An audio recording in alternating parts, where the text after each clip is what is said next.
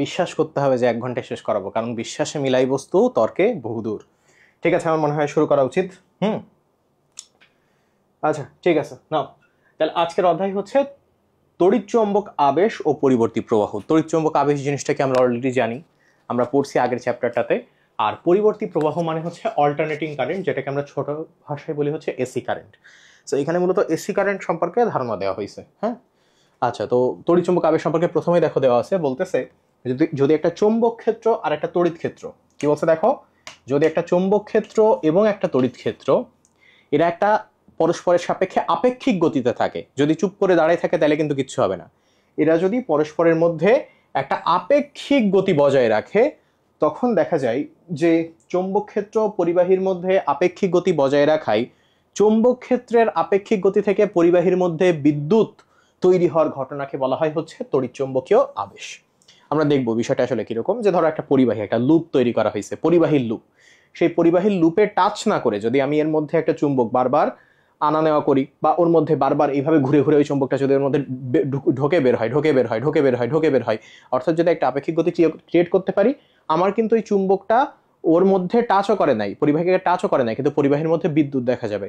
তাহলে ওই যে আমার চৌম্বক ক্ষেত্র পরিবাহীর মধ্যে আপেক্ষিক গতির জন্য তড়িৎ ক্ষেত্র তৈরি হইলো, এই তড়িৎকে আমরা বলবো হচ্ছে তড়িৎচুম্বকীয় আবেশ, এই ঘটনাকে। ঠিক আছে, এই বিষয়টা ব্যবহার করে আমরা কোন কোন যন্ত্র ব্যবহার করি? আমরা এখন জেনারেটর যেটা সেটা ব্যবহার করি, ট্রান্সফরমার বলো, এবং অন্যান্য অনেক বৈদ্যুতিক যন্ত্রপাতি কিন্তু এই বৈদ্যুৎ চুম্বকীয় আবেশ যেটা, এইটা ব্যবহার করেন। ঠিক আছে, ওকে, ব্যাস। এরপর কি আসছে দেখো, নিচের দিকে যাই আমরা। নিচের দিকে প্রথমে বলতেছে হচ্ছে তড়িৎচুম্বকীয় আবেশ জিনিসটাকে এখানে একটু দেখানোর চেষ্টা করছে, যে একটি গতিশীল চুম্বক, দেখো আগে লাইনটা পড়ি তারপর আমরা সব আঁকবো। একটি গতিশীল চুম্বক বা তড়িৎবাহী কুণ্ডলীর প্রভাবে একটি বদ্ধ তার কুণ্ডলীতে ক্ষণস্থায়ী যদি তড়িৎচালক শক্তি তথা তড়িৎ প্রবাহ উৎপন্ন হয়, তাহলে এই ঘটনাকে বলা হয় হচ্ছে তড়িৎচুম্বকীয় আবেশ। তাহলে কিসের মাধ্যমে? গতিশীল চুম্বক। কিসের চুম্বক বলো? গতিশীল চুম্বক। কিংবা চুম্বক যদি না নাও, তাহলে তুমি কি করবা? চুম্বক ক্ষেত্র তৈরি করবা। তখন প্রশ্ন আসে, চুম্বক ক্ষেত্র কিভাবে তৈরি করা যায়? আমি যদি একটা পরিবাহীতে ক্রমাগত প্রবাহের মান চেঞ্জ করতে থাকি, কিরকম? ধরো এই একটা পরিবাহী, এই একটা বর্তনী মনে করো, ঠিক আছে? এই বর্তনীতে আমি প্রথম সেকেন্ডে 5 অ্যাম্পিয়ার, দ্বিতীয় সেকেন্ডে 10 অ্যাম্পিয়ার, পরের সেকেন্ডে 7 অ্যাম্পিয়ার, পরের সেকেন্ডে 3 অ্যাম্পিয়ার, পরের সেকেন্ডে 10 অ্যাম্পিয়ার, এভাবে যদি ক্রমাগত মান চেঞ্জ করতে থাকি, কি করতে থাকি বলো? ক্রমাগত মান চেঞ্জ করতে থাকি, তাহলে এটাকে আমরা বলবো হচ্ছে এই যে, তখন আমরা এটাকে বলতে পারবো পরিবর্তনশীল প্রবাহ। এবং এই পরিবর্তনশীল প্রবাহের ফলে দেখা যায় এর চারপাশে একটা চুম্বক ক্ষেত্র তৈরি হয়। কি তৈরি হয় বলো? চারপাশে একটা চুম্বক ক্ষেত্র তৈরি হয়। তো এইরকম একটা বদ্ধ চুম্বক ক্ষেত্রের পাশে যদি আমি এইরকম একটা কোনো ধরনের পাওয়ার সাপ্লাই নাই, শক্তির উৎস নাই, এরকম একটা বদ্ধ বর্তনীকে রাখি, কিসে রাখি বলো? একটা বদ্ধ তার কুণ্ডলীকে রাখি, দেখা যায় তার মধ্যেও এক ধরনের বিদ্যুৎ শক্তি তৈরি হচ্ছে। তো উভয় ক্ষেত্রে, গতিশীল চুম্বক ক্ষেত্র দিয়ে করো কি এইরকম পরিবর্তনশীল প্রবাহ দ্বারা অন্যকে আকর্ষণ করে করো, যেই ঘটনাটা ঘটে বা যেই তড়িৎটা উৎপন্ন হয় সেটাকে, সেই ঘটনাকে আমরা বলি হচ্ছে তড়িৎচুম্বক আবেশ। আচ্ছা, তো তড়িৎচুম্বক আবেশ ঘটনার ব্যাপারটা আমি একটুখানি দেখি। দেখো এখানে অনেক কথা অ্যাকচুয়ালি বলছে, হ্যাঁ, তার মধ্যে আমি তোমাকে এখান থেকে একটুখানি দেখাই, ছবি আঁকায় দেখাই। মনে করো হচ্ছে এই হচ্ছে, আরে প্রচন্ড রকম ভয়ানক ঘুম লাগছে, বৃষ্টি তো, বৃষ্টিতে ভিজে আসছি, সাইনাসে যন্ত্রণা করতেছে। আচ্ছা, তাহলে এই মনে করো হচ্ছে পরিবর্তী প্রবাহ, ঠিক আছে? পরিবর্তী প্রবাহ, এবং এটাতে আসলে গ্যালভানোমিটার, বুঝছো? গ্যালভানোমিটার দিয়ে আমি দেখতে পাচ্ছি যে এর মধ্যে কোনো ধরনের বিদ্যুৎ যাচ্ছে কিনা, কারণ আমি কোনো পাওয়ার সাপ্লাই দিচ্ছি না। আমি কি করতেছি? এখানে দুইটা লুপ ক্রিয়েট করছি, হ্যাঁ, লুপ ক্রিয়েট করছি। তো লুপটা আমি একটু ভালোভাবে আঁকাইতে পারি। ধরো লুপটা এইরকম, লুপ ক্রিয়েট করলাম, ঠিক আছে? আমি এতে কিন্তু কোনো পাওয়ার সাপ্লাই দেই নাই, ফলে এই জায়গাতে যদি কোনো বিদ্যুৎ তৈরি হয় সেটা আমরা এই গ্যালভানোমিটারে কাটা দেখে দেখতে পারবো। এবার কি হইলো, আমি একটা দণ্ড চুম্বক নিলাম। দণ্ড চুম্বকের কি হয়? এক পাশে সাউথ পার্ট থাকে, এক পাশে নর্থ পার্ট থাকে।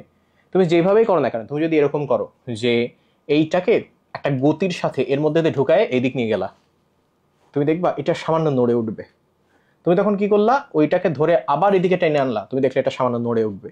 এবার যদি তুমি এরকম করো, গেল এলো, গেল গেল, গেল এলো, গেল গেল, গেল এলো, গেল এলো, গেল এলো, এবার দেখবা এই কাটাও নড়তেছে, পুইং পুইং পুইং পুইং পুইং পুইং পুইং পুইং। তার মানে কি হচ্ছে?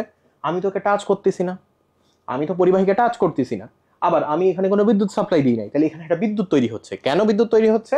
যেই মুহূর্তে তুমি এর মধ্যে গতি তৈরি করছো, একটা আপেক্ষিক গতি তৈরি করছো, সেই মুহূর্তে এই জায়গাতে একটা বিদ্যুৎ তৈরি হচ্ছে। তার মানে যখন তুমি থেমে যাচ্ছ তখন কিন্তু আবার গ্যালভানোমিটারের কাঁটার বিক্ষেপও থেমে যাচ্ছে, তখন আর বিদ্যুৎ নাই। এখান থেকে আমি কি সিদ্ধান্ত নিতে পারি? আমি সিদ্ধান্ত নিতে পারি, কোনো ওখানে আসছে তো, হ্যাঁ, সেখান থেকে আমি সিদ্ধান্ত নিতে পারি যে এই জায়গাতে কি জন্য হচ্ছে এরকম। দেখো এই চুম্বকের একটা বলরেখা আছে। চুম্বকের কি আছে বলো? বলরেখা আছে। দেখো চুম্বকের এরকম বলরেখা আছে। যেই মুহূর্তে তুমি এর মধ্যে এই লুপটাকে ঢোকাচ্ছ, চুম্বক বলরেখা হ্রাস বৃদ্ধি হচ্ছে। কিরকম? এই ধরো অবস্থা, আগে চুম্বকটা দূরে ছিল বলে এইরকম অবস্থায় ছিল, তাই না? একটা বলরেখা। যখন চুম্বকটা কাছে আসবে তখন কয়টা বলরেখা বলো তো? অনেকগুলো বলরেখা না? তার মানে এই চুম্বক যখন অতিক্রম করে যাবে তখন কিন্তু আর কোনো বলরেখা নাই। আবার চুম্বকটা যখন এই পর্যায়ে আসবে অনেকগুলো বলরেখা, আবার যখন এখানে আসবে তখন অনেক বলরেখা। তার মানে যখন এই লুপের সামনে পেছনে নিয়ে যাচ্ছ তুমি বারবার আপেক্ষিক গতির মাধ্যমে, তুমি মূলত এর বলরেখার সংখ্যা চেঞ্জ করছো। এবং এই তড়িৎচুম্বক আবেশ তখনই তৈরি হবে যখন কি হবে বলো? যখন বলরেখার সংখ্যার পরিবর্তন হবে। চুম্বক বলরেখার যে সংখ্যা সেটা যখন পরিবর্তন হবে তখনই কেবলমাত্র তড়িৎচুম্বক আবেশ তৈরি করা সম্ভব। সো আমি এখান থেকে কি সিদ্ধান্ত নিতে পারি? আমি এখান থেকে বলতে পারি এরকম যে এই জায়গাতে চুম্বক বলরেখার হ্রাস বৃদ্ধি হচ্ছে। কি হচ্ছে? চুম্বক বলরেখার হ্রাস বৃদ্ধি হচ্ছে। চুম্বক বলরেখার হ্রাস বৃদ্ধি হচ্ছে, ঠিক আছে? এটা চুম্বক বলরেখার হ্রাস বৃদ্ধি হচ্ছে। এবং যার ফলে দেখা যাচ্ছে যতক্ষণ আপেক্ষিক গতি আছে ততক্ষণ পর্যন্ত বিদ্যুৎ শক্তি আছে। তাহলে এটা তো পার্মানেন্ট না। এটা কিরকম? আপেক্ষিক গতি থাকলে বিদ্যুৎ শক্তিও থাকবে, তাই এটাকে আমি বলবো। তাই এই জায়গাতে ক্ষণস্থায়ী তড়িৎ প্রবাহ তৈরি হচ্ছে। কি তৈরি হচ্ছে বলো? এই জায়গাতে ক্ষণস্থায়ী তড়িৎ। আচ্ছা, ক্লাস তো আটকে যাওয়ার কথা না? ক্লাস কি আটকাচ্ছে? কারণ দেখো আমি এই জায়গাতে ক্লাস করতেছি, এটা সম্পূর্ণ ভিন্ন। তো এই জায়গাতে তো ক্লাস আটকাচ্ছে না। এমনিতেই যেই জায়গায় বৃষ্টি সেই জায়গাতে আজকে নেট স্লো হইতে পারে। আচ্ছা, ক্ষণস্থায়ী তড়িৎ প্রবাহ তৈরি হচ্ছে। ক্ষণস্থায়ী কি তৈরি হচ্ছে বলো? ক্ষণস্থায়ী তড়িৎ প্রবাহ তৈরি হচ্ছে। এবং আমি এই কথা বলতে পারবো যে এই ক্ষণস্থায়ী তড়িৎ প্রবাহটাকেই আমরা বলতে পারবো আবিষ্ট তড়িৎচালক শক্তি। কি বলবো এটাকে আমরা? আবিষ্ট তড়িৎচালক শক্তি। আবিষ্ট তড়িৎচালক শক্তি। ঠিক আছে? তাহলে বোঝা গেছে ব্যাপারটা কি? তো চলো আমরা একটুখানি বইতে যাই। হ্যাঁ, এটা আমরা একটুখানি বইতে যাই। বইতে গেলে বুঝবো আমরা যে কোনো বদ্ধ বর্তনীতে তড়িৎচুম্বক আবেশে সৃষ্ট ক্ষণস্থায়ী তড়িৎচালক শক্তিকে আবিষ্ট তড়িৎচালক শক্তি বলে। তাহলে তড়িৎচালক, এই যে বললাম আবিষ্ট তড়িৎচালক শক্তি, এই জিনিসটা কি? এটা হচ্ছে যে বদ্ধ বর্তনীতে যখন তড়িৎচুম্বক আবেশে একটা ক্ষণস্থায়ী তড়িৎচুম্বক শক্তি তৈরি হয়। আমরা দেখলাম ক্ষণস্থায়ী একটা তড়িৎ প্রবাহ তৈরি হচ্ছে, ওটা তো একটা শক্তি। তাহলে এটাকে আমরা বলছি আবিষ্ট তড়িৎচালক শক্তি। এবং এই আবিষ্ট তড়িৎচালক শক্তি যে প্রবাহ দিয়ে প্রকাশ পাচ্ছে সেটাকে আমরা আবিষ্ট তড়িৎচালক প্রবাহ বলতে পারবো। আচ্ছা, তো এইবার কথা হচ্ছে যে যখন আমরা চুম্বক দিয়ে করব না, আমরা যখন বিদ্যুৎ ক্ষেত্র দিয়ে চৌম্বক ক্ষেত্র তৈরি করে তার প্রভাবে আরেকজনকে প্রভাবিত করব, তখন যে ঘটনাটা ঘটবে দেখা যাবে যে যার মধ্যে বিদ্যুৎ থাকবে সেটাকে আমরা বলবো হচ্ছে মুখ্য কুণ্ডলী। হ্যাঁ, আর যে তারের কুণ্ডলিতে আবিষ্ট তড়িৎচালক শক্তি তৈরি হবে সেটাকে বলা হয় হচ্ছে গৌণ কুণ্ডলী। একটা প্রাইমারি কয়েল আর এটা হচ্ছে সেকেন্ডারি কয়েল। তাহলে এটা আমার বুঝে আসতে হবে জিনিসটা কি। চলো বুঝে আসি। দেখো, একটু আগে আমি দেখাইলাম যে আমি একটা চুম্বক লুপের মধ্যে আনা নেওয়া করতেছিলাম। এইবার আমি যেটা করব, আমি এরকম একটা বর্তনী নেব, ঠিক আছে? যে বর্তনীতে আমার পাওয়ার সাপ্লাই আছে। কি সাপ্লাই আছে বলো? পাওয়ার সাপ্লাই আছে। এবং আমি এই জায়গাতে একটা চেঞ্জেবল রোধ নেব। কি নেব? একটা চেঞ্জেবল রোধ, যেই জায়গাতে রোধ ক্রমাগত চেঞ্জ করা যায়। তো এইবার আমি কি করতেছি, এইখান থেকে, হ্যাঁ, এইবার দেখো এই যে কুণ্ডলীটা, এই কুণ্ডলীতে কিন্তু আমার কি সাপ্লাই আছে বলো? পাওয়ার সাপ্লাই আছে। এই যে আমি দেখতে পাচ্ছি এখানে আমার পাওয়ার সাপ্লাই আছে। যেহেতু পাওয়ার সাপ্লাই আছে তাইলে আমি এটার নাম দেবো হচ্ছে মুখ্য কুণ্ডলী। কি কুণ্ডলী? মুখ্য কুণ্ডলী বা প্রাইমারি কয়েল। এই জায়গাতে কিন্তু আমার আবিষ্ট তড়িৎচালক শক্তি তৈরি হবে না, কারণ এখানে অলরেডি আমি তড়িতের সাপ্লাই দিচ্ছি। এখানে তড়িৎচালক শক্তি তৈরি হওয়ার কি হইলো? কিন্তু পাশে আমরা কি করব? পাশে আমরা একটা বদ্ধ বর্তনী নেব। বদ্ধ বর্তনী কেন? কারণ এই বদ্ধ বর্তনীতে দেখো, এই বদ্ধ বর্তনীতে কোনো পাওয়ার সাপ্লাই নাই। আছে বলো? এই বদ্ধ বর্তনীতে কি নাই বলো? কোনো পাওয়ার সাপ্লাই নেই। তাহলে আমি এটাকে বলবো গৌণ কুণ্ডলী। এটাকে কি বলবো আমরা? গৌণ কুণ্ডলী বলবো। এই বদ্ধ বর্তনীকে বলা হবে গৌণ কুণ্ডলী। এইবার যখন তুমি কি করবা, এই জায়গাতে যে তড়িৎ প্রবাহ, এই জায়গায় কি বলো? যে তড়িৎ প্রবাহ, ধরো তড়িৎ প্রবাহ আই, ঠিক আছে? আই এর মান যদি অসম হয়, আই এর মান যদি অসম হয়, একদম বলবা ভাই আই এর মান অসম মানে কি? অসম মানে হচ্ছে যে ভাই আই একটা সময় এক এক রকম। এই যে একটু আগে বললাম না যেহেতু আর এর মান চেঞ্জ করা যায়, আমি আর এর মান বা রোধের মান চেঞ্জ করছি।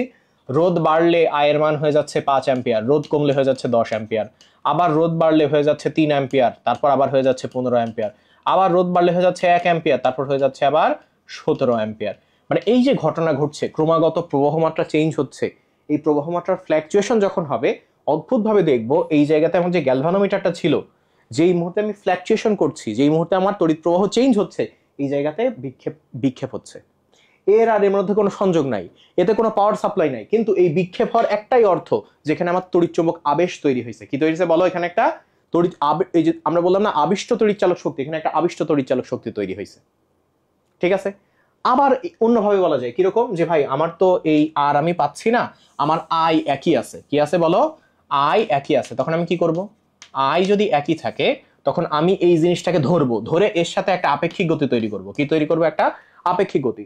ও ওই জায়গায় থাকবে, অথবা আমি দুইটা যে কোনো একটাকে নাড়াইতে পারি, অথবা ইচ্ছা করলে দুইটাকেও নাড়াইতে পারি। ওকে, স্থির রেখে আমি এরকম এরকম এরকম এরকম করলাম, আমার তড়িৎ প্রবাহ আই একই আছে, এবার আর আই চেঞ্জ করতেছি না।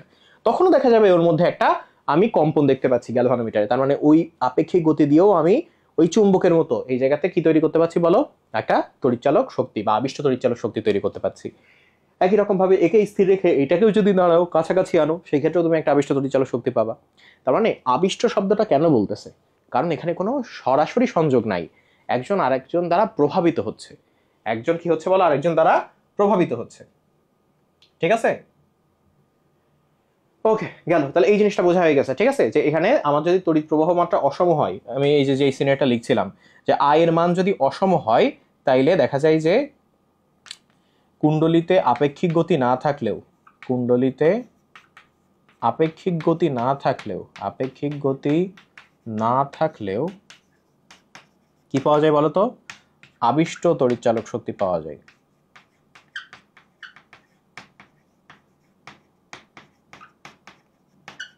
আবিষ্ট তড়িৎচালক শক্তি কি হয় বলো? পাওয়া যায়। বোঝা গেছে? ওকে, ঠিক আছে। তাহলে এই জিনিসটা বোঝা গেছে। এবার চলো সামনের দিকে যাই, বইতে দেখি আর কি কি আছে। এরপর কি আসছে, যে তড়িৎবাহী কুণ্ডলিতে তড়িৎ প্রবাহ মাত্রা, এই যে লিখছে তড়িৎবাহী কুণ্ডলিতে তড়িৎ প্রবাহ মাত্রা কি হইলে অসম। অসম মানে কি? সমান না, এক এক সময় এক এক রকম।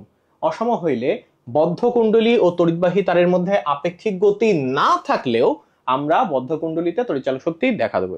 তার মানে যদি এটা সমান হয়, তখন আমার একটা আপেক্ষিক গতি লাগবে আবিষ্ট তড়িৎচালক শক্তি তৈরি করার জন্য। আচ্ছা, এবার বলতেছে দুইটা তথ্য দিয়ে দিছে, এই তথ্য আমরা দুইটা জানি। সেটা হচ্ছে বিদ্যুৎ প্রবাহের চৌম্বক ক্রিয়া, এই ঘটনার দেন হচ্ছে ওয়ের স্টেট। আর চৌম্বকীয় আবেশ, কোন আবেশ বলো? তড়িৎ চৌম্বকীয় আবেশ। এটা আবিষ্কার করেন হচ্ছে বিজ্ঞানী ফ্যারাডে। তাহলে কি বললাম? বিদ্যুৎ প্রবাহের চৌম্বক ক্রিয়া আবিষ্কার করেন হচ্ছে ওয়ের স্টেট, আর তড়িৎ চৌম্বকীয় আবেশ আবিষ্কার করেন হচ্ছে ফ্যারাডে। ওকে, খুব ভালো কথা। এবার চলো আমরা একটুখানি সামনের দিকে যাই, দেখি আর কি আছে।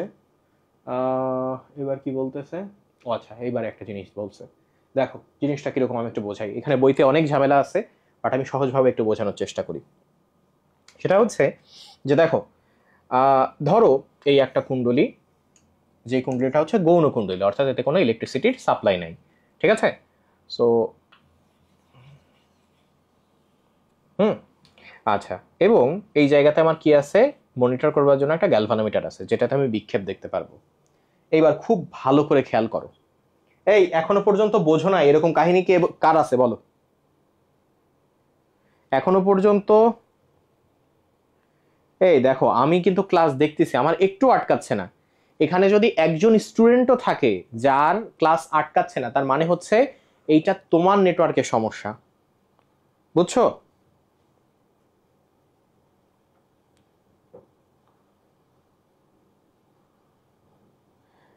ক্লাস ঠিক হচ্ছে না মোটামুটি, বলো তো? ক্লাস স্মুথ চলতেছে, হ্যাঁ। দেখো, ওর ক্লাস স্মুথ চলতেছে, আমার ক্লাস স্মুথ চলতেছে, তার মানে অ্যাকচুয়ালি বাকিদের নেট সমস্যা। ওকে, দেখো তাহলে এখন আমি যে জিনিসটা দেখবো, এই জিনিসটা বোঝার, এই জিনিসটা খুব ইম্পর্টেন্ট বোঝা। দেখো এই জিনিসটাই আমার কিচ্ছু নাই। আমার দেখো, আমার এই জায়গাতে ইলেকট্রিসিটি নাই। আমার এই জায়গাতে কি নাই বলো? ইলেকট্রিসিটি নাই। আমার এই জায়গাতে কোনো পোল বা মেরু নাই। আমার এই জায়গাতে কোনো ম্যাগনেটিজম নাই। কি নাই বলো? ম্যাগনেটিজম নাই। ম্যাগনেটিজম নাই। আছে কিছু এই জায়গাতে? আমার কিচ্ছু নাই। ওকে, তাহলে এত কিছু যখন নাই, তখন আমি কি করব? একটা চুম্বককে নিয়ে আসবো। আমি একটা দণ্ড চুম্বককে কি করব, কাছাকাছি নিয়ে আসবো। এবং দেখো এই নিয়ম, আসার নিয়মটা খুবই কাছাকাছি। এই যে সাউথকে আমি কাছাকাছি নিয়ে আসলাম, দণ্ডচুম্বকের কোন পার্টটা নিয়ে আসছে এটা খুব ইম্পর্টেন্ট। এবার দণ্ডচুম্বকের সাউথ পার্টটাকে আমি কি করলাম, বর্তনীর কাছাকাছি নিয়ে আসলাম।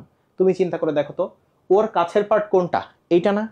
ওর কাছের পার্ট যখন এইটা, সাউথ যখন তোমার কাছে আসছে, ধরো তুমি রাজনীতি করো না, তো এইবার অমুক একজন রাজনীতিবিদ এসে বলল তোকে খুব ভালো চাঁদা দেব, তুইও চাঁদা তুলবি আমিও চাঁদা তুলবো। পরে আমাদের তোলা চাঁদা থেকে কিছু অংশ দলকে দিলাম, ফান্ডে দিলাম, হ্যাঁ। তো তুমি তাহলে কি বলবা, তার দলে ফিরে যাবে না? কারণ তো তোমাকে তো কোনো দল অ্যাপ্রোচ করে নাই, ওই অ্যাপ্রোচ করছে, তুমি তার দলে চলে গেছো। তাহলে এই জায়গাতে এই যে সাউথ আর এই যে নর্থ, এই সাউথ পার্টটা যখন এখানে চলে আসলো, এ কি হয়ে যাবে বলতো? এ কিসের মতো আচরণ করবে? বলবে সাউথ ভাই আমার পাশে এসেছেন, সাউথ ভাইয়ের চরিত্র ফুলের মতো পবিত্র। তার মানে কি, ও সাউথের মতো আচরণ করবে। ও কিসের মতো আচরণ করবে? সাউথের মতো আচরণ করবে। ও যখন সাউথ হইছে, দেখো এর অপোজিট এইটা, এদের মধ্যে কোনো দ্বন্দ্ব নাই, এদের কোনো ধর্মও ছিল না। সাউথ যখন ও হয়ে গেছে, সাউথ যখন ওর কাছাকাছি আসছে, এবং ও যখন দেখতেছে সাউথ আমার কাছাকাছি এসছে, আমি সাউথ ভাইয়ের লোক, তখন কি হয়ে গেল, অটোমেটিক্যালি এ নর্থের মতো আচরণ করা শুরু করলো। এই পার্টটা কি হয়ে গেল বলো? অটোমেটিক্যালি ও কিসের মতো আচরণ করা শুরু করলো? নর্থের মতো আচরণ করা শুরু করলো। তাহলে একটা জিনিস মনে রাখবো, আগে এটা আমার লিখে রাখা উচিত ছিল। যখন আমি দেখবো নর্থ যেটা, নর্থ হচ্ছে পজিটিভ, নর্থ কি বলো, পজিটিভ, নর্থ হচ্ছে অ্যান্টি ক্লকওয়াইজ, নর্থ কি, অ্যান্টি ক্লকওয়াইজ, নর্থ হচ্ছে অ্যান্টি ক্লকওয়াইজ। সাউথ হচ্ছে নেগেটিভ, সাউথ হচ্ছে ক্লকওয়াইজ। সাউথ কি বলো, সাউথ ক্লকওয়াইজ। এই দুইটা জিনিস মুখস্থ করো, তাহলে বাকিটা বুঝবা। ঠিক আছে? নর্থ হচ্ছে পজিটিভ, এটা অ্যান্টি ক্লকওয়াইজ, ঘড়ির কাঁটার বিপরীত দিকে ঘোরে। আর সাউথ হচ্ছে ক্লকওয়াইজ, ঘড়ির কাঁটার দিকে ঘোরে। ঠিক আছে? আচ্ছা, তাহলে এই জিনিসটা যখন বুঝছো, হ্যাঁ, যে সাউথটা যখন এর কাছাকাছি আসছে, ও সাউথের মতো আচরণ করতেছে। ওর ঠিক অপোজিট পোলটা নর্থ ওর কাছাকাছি আসে নাই। নর্থ কি করছে, ওর কাছাকাছি আসে নাই, তারপরও ও দেখতেছে ও যখন সাউথ আমি তো ওর অপোজিট, ও যখন সাউথ আমি তো ওর অপোজিট, ও তখন নর্থের মতো আচরণ করা শুরু করছে। ও কিসের মতো আচরণ করছে বলো? ও তখন নর্থের মতো আচরণ করা শুরু করছে। তো আমি একটু আগে শেখাইলাম, নর্থ যেটা, এটা হচ্ছে কি বলো, নর্থ যেটা এটা হচ্ছে অ্যান্টি ক্লকওয়াইজ। নর্থটা কি বলো, অ্যান্টি ক্লকওয়াইজ।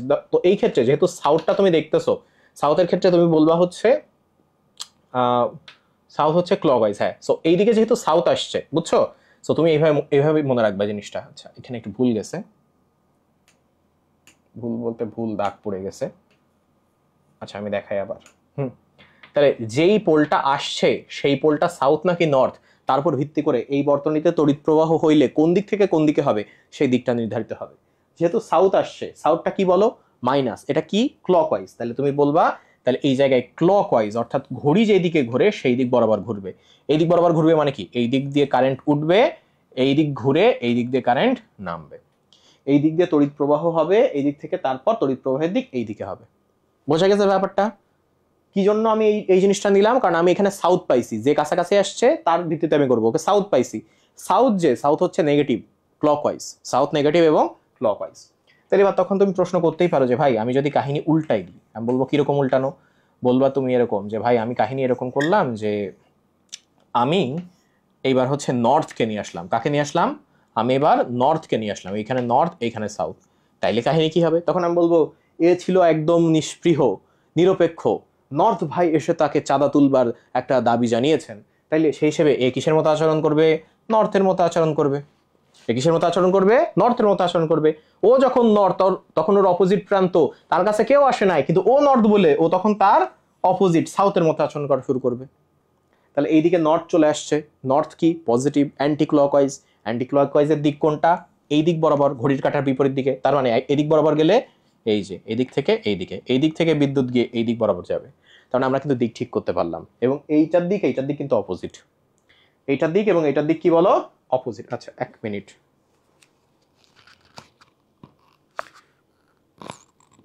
বাবারে।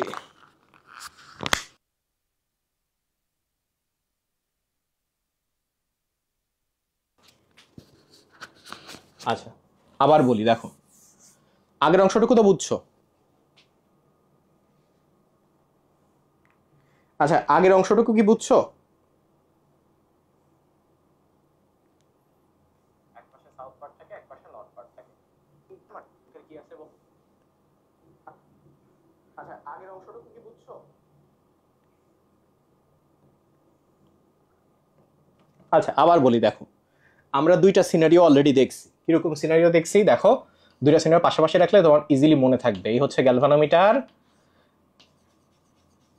হ্যাঁ এই জায়গাতে আমি সাউথ পার্টটা নিয়ে আসছিলাম কাছে। সাউথ পার্টটা কি করছিলাম, কাছে নিয়ে আসছিলাম। কাছে নিয়ে আসার কারণে আমি বলছিলাম সাউথ যেহেতু ওর কাছে আসছে, ওর কিন্তু কোনো পজিটিভ নেগেটিভ কোনো চার্জ ছিল না, কোনো পোল ছিল না। কিন্তু সাউথ ওর কাছাকাছি আসাই ও সাউথ দ্বারা আবিষ্ট হইলো। ও যখন সাউথ দ্বারা আবিষ্ট হয়েছে, ওর অপোজিট পার্ট বলতেছে ও তুমি সাউথ দ্বারা আবিষ্ট হয়েছো, আমি তাহলে আজ থেকে নর্থ। ও কিন্তু নর্থের চেনেই না, ও কিন্তু নর্থের চেনেই না, কিন্তু ও যেহেতু সাউথের মতো আচরণ করতেছে তাই ও অপোজিটলি নর্থের মতো আচরণ করা শুরু করছে। এবং তখন আমরা দেখছিলাম যে সাউথ যেটা, সেটা তড়িৎ প্রবাহ কিরকম বলতো, ক্লকওয়াইজ। সেটা তড়িৎ প্রবাহ কিরকম, ক্লকওয়াইজ। সো আমি এই দিক থেকে ক্লক যেভাবে তড়িৎ প্রবাহ করে, এই দিক থেকে উঠবে, এই দিকে এই দিক থেকে নামবে, এটা দেখছিলাম। সেকেন্ড সিনারিও কি দেখছিলাম, ছোট করে একাই, হ্যাঁ সেকেন্ড সিনারিও দেখছিলাম। আচ্ছা আমরা যদি নর্থকে নিয়ে আসি, কি করি বলো, নর্থকে যদি কাছে নিয়ে আসি তখন কি হবে, আগের মতোই, ওর তো কোনো দলাদলি নাই, নর্থ কাছে আসছে, নর্থ ভাইয়ের সালাম নিন। তখন ও যেহেতু নর্থ, ওর অপোজিট প্রান্ত সাউথকে চেনেই না, কিন্তু নর্থ বলে ও অলরেডি তার অপোজিট পোল সাউথ ক্রিয়েট করে ফেললো। এই দুইটা ঘটনা ঘটলো। এবং যেহেতু এখানে নর্থ পোল যে অংশে আসবে সেই অংশটা নর্থ পোল, নর্থ পোলটা কিরকম বলো, নর্থ হচ্ছে অ্যান্টি ক্লকওয়াইজ, নর্থ হচ্ছে অ্যান্টি ক্লকওয়াইজ, তার মানে এরকম। এর মানে হচ্ছে এই দিক থেকে তড়িৎ প্রবাহ উপরে উঠবে, এই দিক থেকে নামবে। দুইটা ঘটনা দেখছো। এইবার কাছে আসার ক্লোজ আপ বাদ দিয়ে আমরা এবার দূরে নিয়ে যাব, বিরহ, ট্রাজেডি। এবার আমরা কি তৈরি করব বলো, ট্রাজেডি তৈরি করব। ঠিক আছে, ট্রাজেডি কিরকম দেখো, আগের মতোই গ্যালভানোমিটার দিলাম, উপরে লুপ থাকলো। এইবার আমি কি করব, এইদিক সাউথ এইদিক নর্থ, যেই জিনিসটাকে আমি কাছে আনছিলাম সেই জিনিসটাকে আমি দূরে নিয়ে যাইতে চাইবো। যে জিনিসটাকে আমি কাছে নিয়ে আসছিলাম সেই জিনিসটাকে আমি দূরে নিয়ে যাইতে চাইবো। যতক্ষণ পর্যন্ত কাছে আনছি ও কিন্তু সাউথের মতোই আচরণ করছে, দেখো ছবি আঁকাই আছে। যতক্ষণ কাছে আনছি ও সাউথের মতোই আচরণ করছে। ও তড়িৎ প্রবাহ এই দিকেই হয়েছে, ও তড়িৎ প্রবাহ কোন দিকে হয়েছে, এই দিকেই হয়েছে, ক্লকওয়াইজই হয়েছে। যেই মুহূর্তে আমি ওইটাকে দূরে নিয়ে যাচ্ছি, যেই মুহূর্তে কি করছি বলো, চুম্বকটাকে দূরে নিয়ে যাচ্ছি, ও দেখতেছে এই সাউথ ভাই এতক্ষণ পর্যন্ত আমার কাছে ছিল, আমি সাউথের মতো আচরণ করেছি, সাউথ ভাই আমাকে পাওয়ার দিয়েছে, চাঁদা দিয়ে না চাঁদা তুলতে সাহায্য করেছে, হ্যাঁ সাউথ ভাই চলে যাচ্ছে, সাউথকে কিভাবে আটকাবো। তখন গান গাওয়া শুরু করে, যেও না গো সঙ্গী সাউথ গো। তাহলে ওই সাউথকে ঠেকানোর জন্য তখন কিসের মতো আচরণ করবে, পজিটিভ পার্ট ঠেকানোর জন্য যদি নেগেটিভ পার্ট তৈরি করা হয়, সাউথকে ঠেকানোর জন্য কোনটা তৈরি হবে, নর্থ পোল। তখন ওই সাউথ যখন চলে যাচ্ছে তখন বলবে আমি নর্থ হয়ে গেলাম, ওহে সাউথ তুমি যেও না, ওহে সাউথ তুমি যেও না। এখন ওর কাজই তো হচ্ছে আকর্ষণ করা। এখন ও যে এখন পাওয়ার পেয়ে গেছে, তড়িৎচালক শক্তি, ও তো শক্তি ধরে রাখতে চাই, সেখানেও কি বলবে বলো, ও তখন সাউথকে বলবে যে এই ভাই তুই যাস না যাস না যাস না, আমি নর্থ হয়ে যাচ্ছি। ঠিক আছে, ও যখন নর্থ হয়ে গেছে, এ তো কানা, ও বলতেছে ও নর্থ হয়ে গেছে, নর্থ কিডা, আচ্ছা আমি তাহলে সাউথ। ও তখন কি হয়ে গেল, সাউথ হয়ে গেল। তাহলে এই পার্টটা এখন নর্থ। নর্থ মানে কিরকম দেখো, অ্যান্টি ক্লকওয়াইজ। অ্যান্টি ক্লকওয়াইজ মানে কিরকম, এইরকম ঘড়ির কাঁটার অপোজিট দিকে, মানে এই দিক থেকে বিদ্যুৎ উঠবে, এদিকে নামবে। তাহলে দেখো এই দুইটা সিনারিও কিন্তু একই, এই দুইটা সিনারিও একই, কিন্তু পার্থক্য কি, এখানে চুম্বকটা আসছে, এখানে দণ্ডচুম্বকটা আসছে, আর এখানে দণ্ডচুম্বকটা যাচ্ছে। অথচ এর মধ্যেই পুরো তড়িৎ প্রবাহের দিক উল্টাই গেল। যখন আসছিল তখন তড়িৎ প্রবাহ হচ্ছিল ক্লকওয়াইজ, যখন যাচ্ছে তখন তড়িৎ প্রবাহ হচ্ছে অ্যান্টি ক্লকওয়াইজ। ঠিক আছে,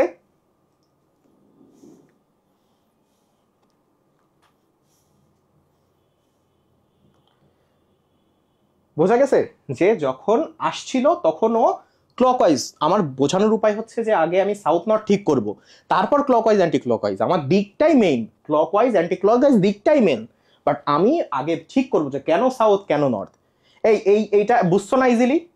তাহলে এর অপোজিট ক্ষেত্রে কি হবে, এর ক্ষেত্রে কি হবে বলতো, এর ক্ষেত্রে কিরকম ছিল বলতো, এর ক্ষেত্রে এরকম ছিল, এই গ্যালভানোমিটার ছিল, উপরে এই লুপ ছিল, এই দিক নর্থ ছিল, এই দিক কি ছিল বলো, নর্থ ছিল।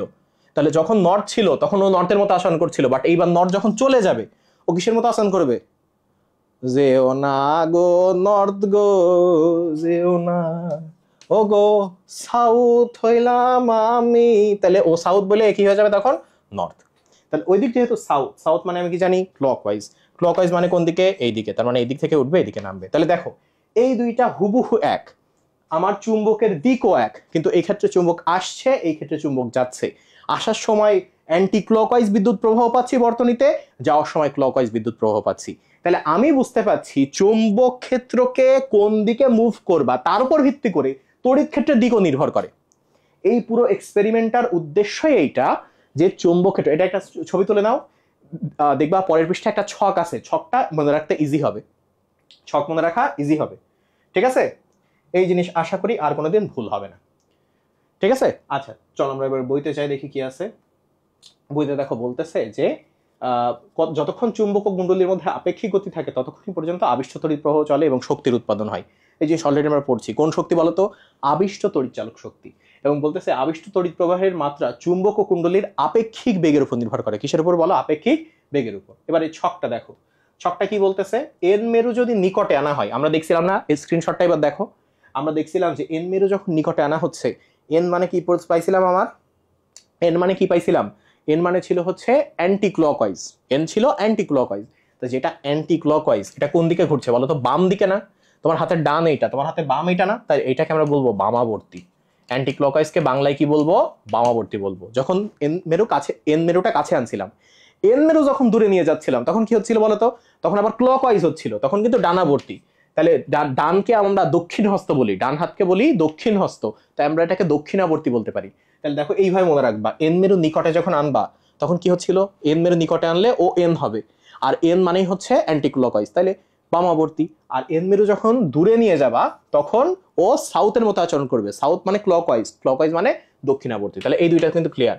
তারপর কি আসলো? এস মেরু যখন নিকটে আসবে ও এস এর মতো আচরণ করবে, এস মানে ক্লকওয়াইজ, তার মানে আবার দক্ষিণাবর্তী। আর যখন এস মেরু দূরে নিয়ে যাবে তখন আবার ওকে ঠেকানোর জন্য নর্থের মতো আচরণ করবে। নর্থ মানে কি? Anti clockwise. অ্যান্টি ক্লকওয়াইজ মানে হচ্ছে কি বলো? আমার বামাবর্তী। তাহলে এই ছকটা যেটা আমাদের কোনোভাবে মুখস্থ করা লাগতো সেটা এবার আমরা একদম বেসিক থেকে মুখস্থ করতে পারলাম না। এই ছকটা একদম, হ্যাঁ এই ছকটা কি বেসিক থেকে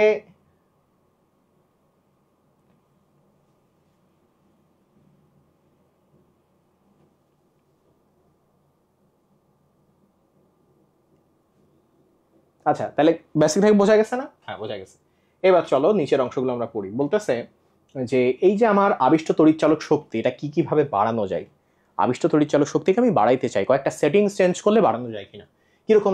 ধরো আমি বলতেছি কুণ্ডলীর ক্ষেত্রফল এবং পাক সংখ্যা এটা যদি বৃদ্ধি করা হয় তাহলে তড়িৎ প্রবাহের মাত্রা বৃদ্ধি পায়। দেখো তাহলে কি হইলো? আমি যদি কুণ্ডলীর ক্ষেত্রফল, আমি যদি কি বলি বলো? কুণ্ডলী, আচ্ছা আমি লিখি একটা লিখি, হ্যাঁ আমি একটু লিখি।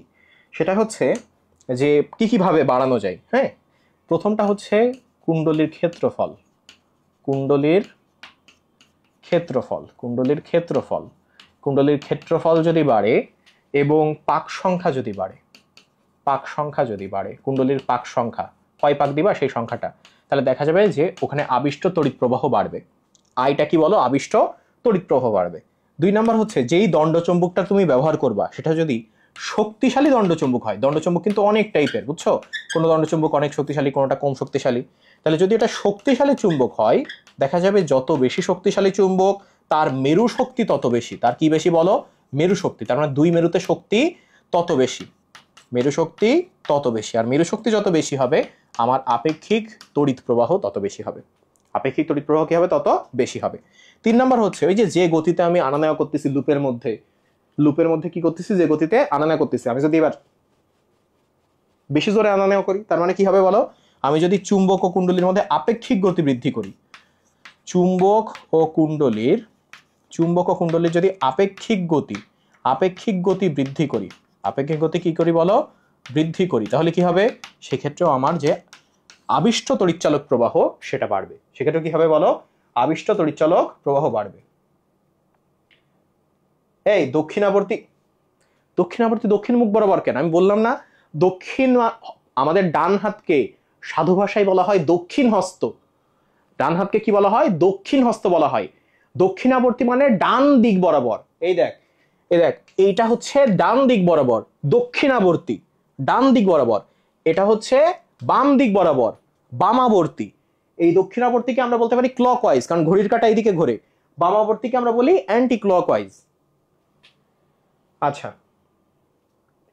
ওকে,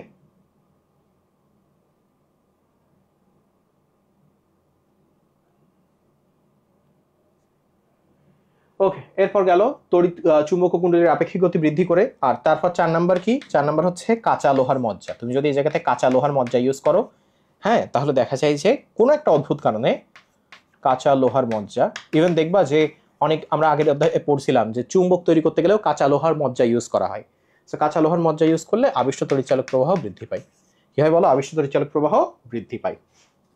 ওকে, ব্যাস, তাহলে এই জিনিসগুলো কিন্তু আমার হইল। এই কথাগুলোই দেখো বইতে ঘুরিয়ে ফিরে বিভিন্নভাবে লেখা, হ্যাঁ, এইগুলো সবের মধ্যে লেখা আছে। এবার বলতেছে আবিষ্ট তড়িৎচালক বল। তড়িৎচালক বলকে আমরা আগেই জানি, কেমিস্ট্রিতে 4th চ্যাপ্টারে পড়ছি, ইলেকট্রোমোটিভ ফোর্স। আবিষ্ট মানে হচ্ছে ইনডিউস, তাহলে ইনডিউসড ইলেকট্রোমোটিভ ফোর্স। হ্যাঁ, তো এই জায়গাতে একটা কথা বলছে যে তড়িৎচুম্বকীয় আবেশের ফলে যে ক্ষণস্থায়ী তড়িৎচালক বল সেটাকে আবিষ্ট তড়িৎচালক শক্তি বলে, এবং ক্ষণস্থায়ী তড়িৎ প্রবাহকে আবিষ্ট তড়িৎ প্রবাহ বলে। শক্তির কারণে যে প্রবাহ সেটাই হচ্ছে আবিষ্ট তড়িৎচালক প্রবাহ। আবিষ্ট তড়িৎচালক বলের কারণে যে প্রবাহ সেটাই হচ্ছে আবিষ্ট তড়িৎ প্রবাহ। আচ্ছা, সামনের দিকে যাই এবার। আর কি কি আছে এই জায়গাতে? চৌম্বক ফ্লাক্স ও ফ্লাক্স ঘনত্ব, এই জিনিস কিন্তু অলরেডি পড়া হয়ে গেছে, মনে আছে? চৌম্বক ফ্লাক্স আমরা পড়ছিলাম এবং আমরা দেখছিলাম চৌম্বক ফ্লাক্স ঘনত্ব যা, চৌম্বক ক্ষেত্রও তা, মনে আছে না? আচ্ছা, তো এখানে দেখো সেই কথাটাই বলছে যে চৌম্বক ফ্লাক্সকে আমরা মূলত এই যে ফাই দিয়ে প্রকাশ করি। বলতেছে কুণ্ডলীকে অতিক্রমকারী চৌম্বক ক্ষেত্ররেখার সংখ্যাকে ওই কুণ্ডলীর সাথে সংশ্লিষ্ট চৌম্বক ফ্লাক্স বলে। ঠিক আছে? অন্যভাবে আমরা এইভাবে বলতে পারি, কোন তলের ক্ষেত্রফল ও ওই তলের লম্ব বরাবর চৌম্বক ক্ষেত্রের উপাংশের গুণফলকে, কোন তলের ক্ষেত্রফল, মনে করো এ একটা তল, তাহলে ওই তলের যে ক্ষেত্রফল, ওই তলের যে ক্ষেত্রফল, মনে করো ক্ষেত্রফল এ, এবং ওই তলের লম্ব বরাবর, ওই তলের লম্ব বরাবর চৌম্বক ক্ষেত্রের উপাংশকে, চৌম্বক ক্ষেত্র যে কোনো দিকে থাকতে পারে, কিন্তু ওই তলটার উপর লম্ব বরাবর চৌম্বক ক্ষেত্রের যে উপাংশ, এই দুইটার গুণফলকেই আমরা বলবো হচ্ছে চৌম্বক ফ্লাক্স। তাহলে চৌম্বক ফ্লাক্সকে যদি ফাই দিয়ে প্রকাশ করা হয়, ফাই সমান এ বি বলতে পারবো। ঠিক আছে? ফাই সমান কি বলতে পারবো? এ বি বলতে পারবো। ওকে, ঠিক আছে, তাহলে এই জিনিস আমাদের মোটামুটি পড়া হয়ে গেল। আমরা একটুখানি দেখবো, তার আগে একটা জিনিস জেনে রাখো যে চৌম্বক বলরেখা যেগুলো, হ্যাঁ, চৌম্বক বলরেখা কোন দিক থেকে বের হয়ে কোন দিকে ঢোকে। মনে করো এই হচ্ছে আমার একটা নর্থ সাউথ, তাই না? একটা দণ্ড চুম্বক, দেখা যায় চৌম্বক বলরেখাগুলো নর্থ থেকে বের হয়, সাউথে গিয়ে শেষ হয়। কি বললাম? চৌম্বক বলরেখাগুলো নর্থ থেকে বের হয় এবং সাউথে গিয়ে শেষ হয়। তার মানে চৌম্বক বলরেখাগুলো হচ্ছে বদ্ধ বলরেখা।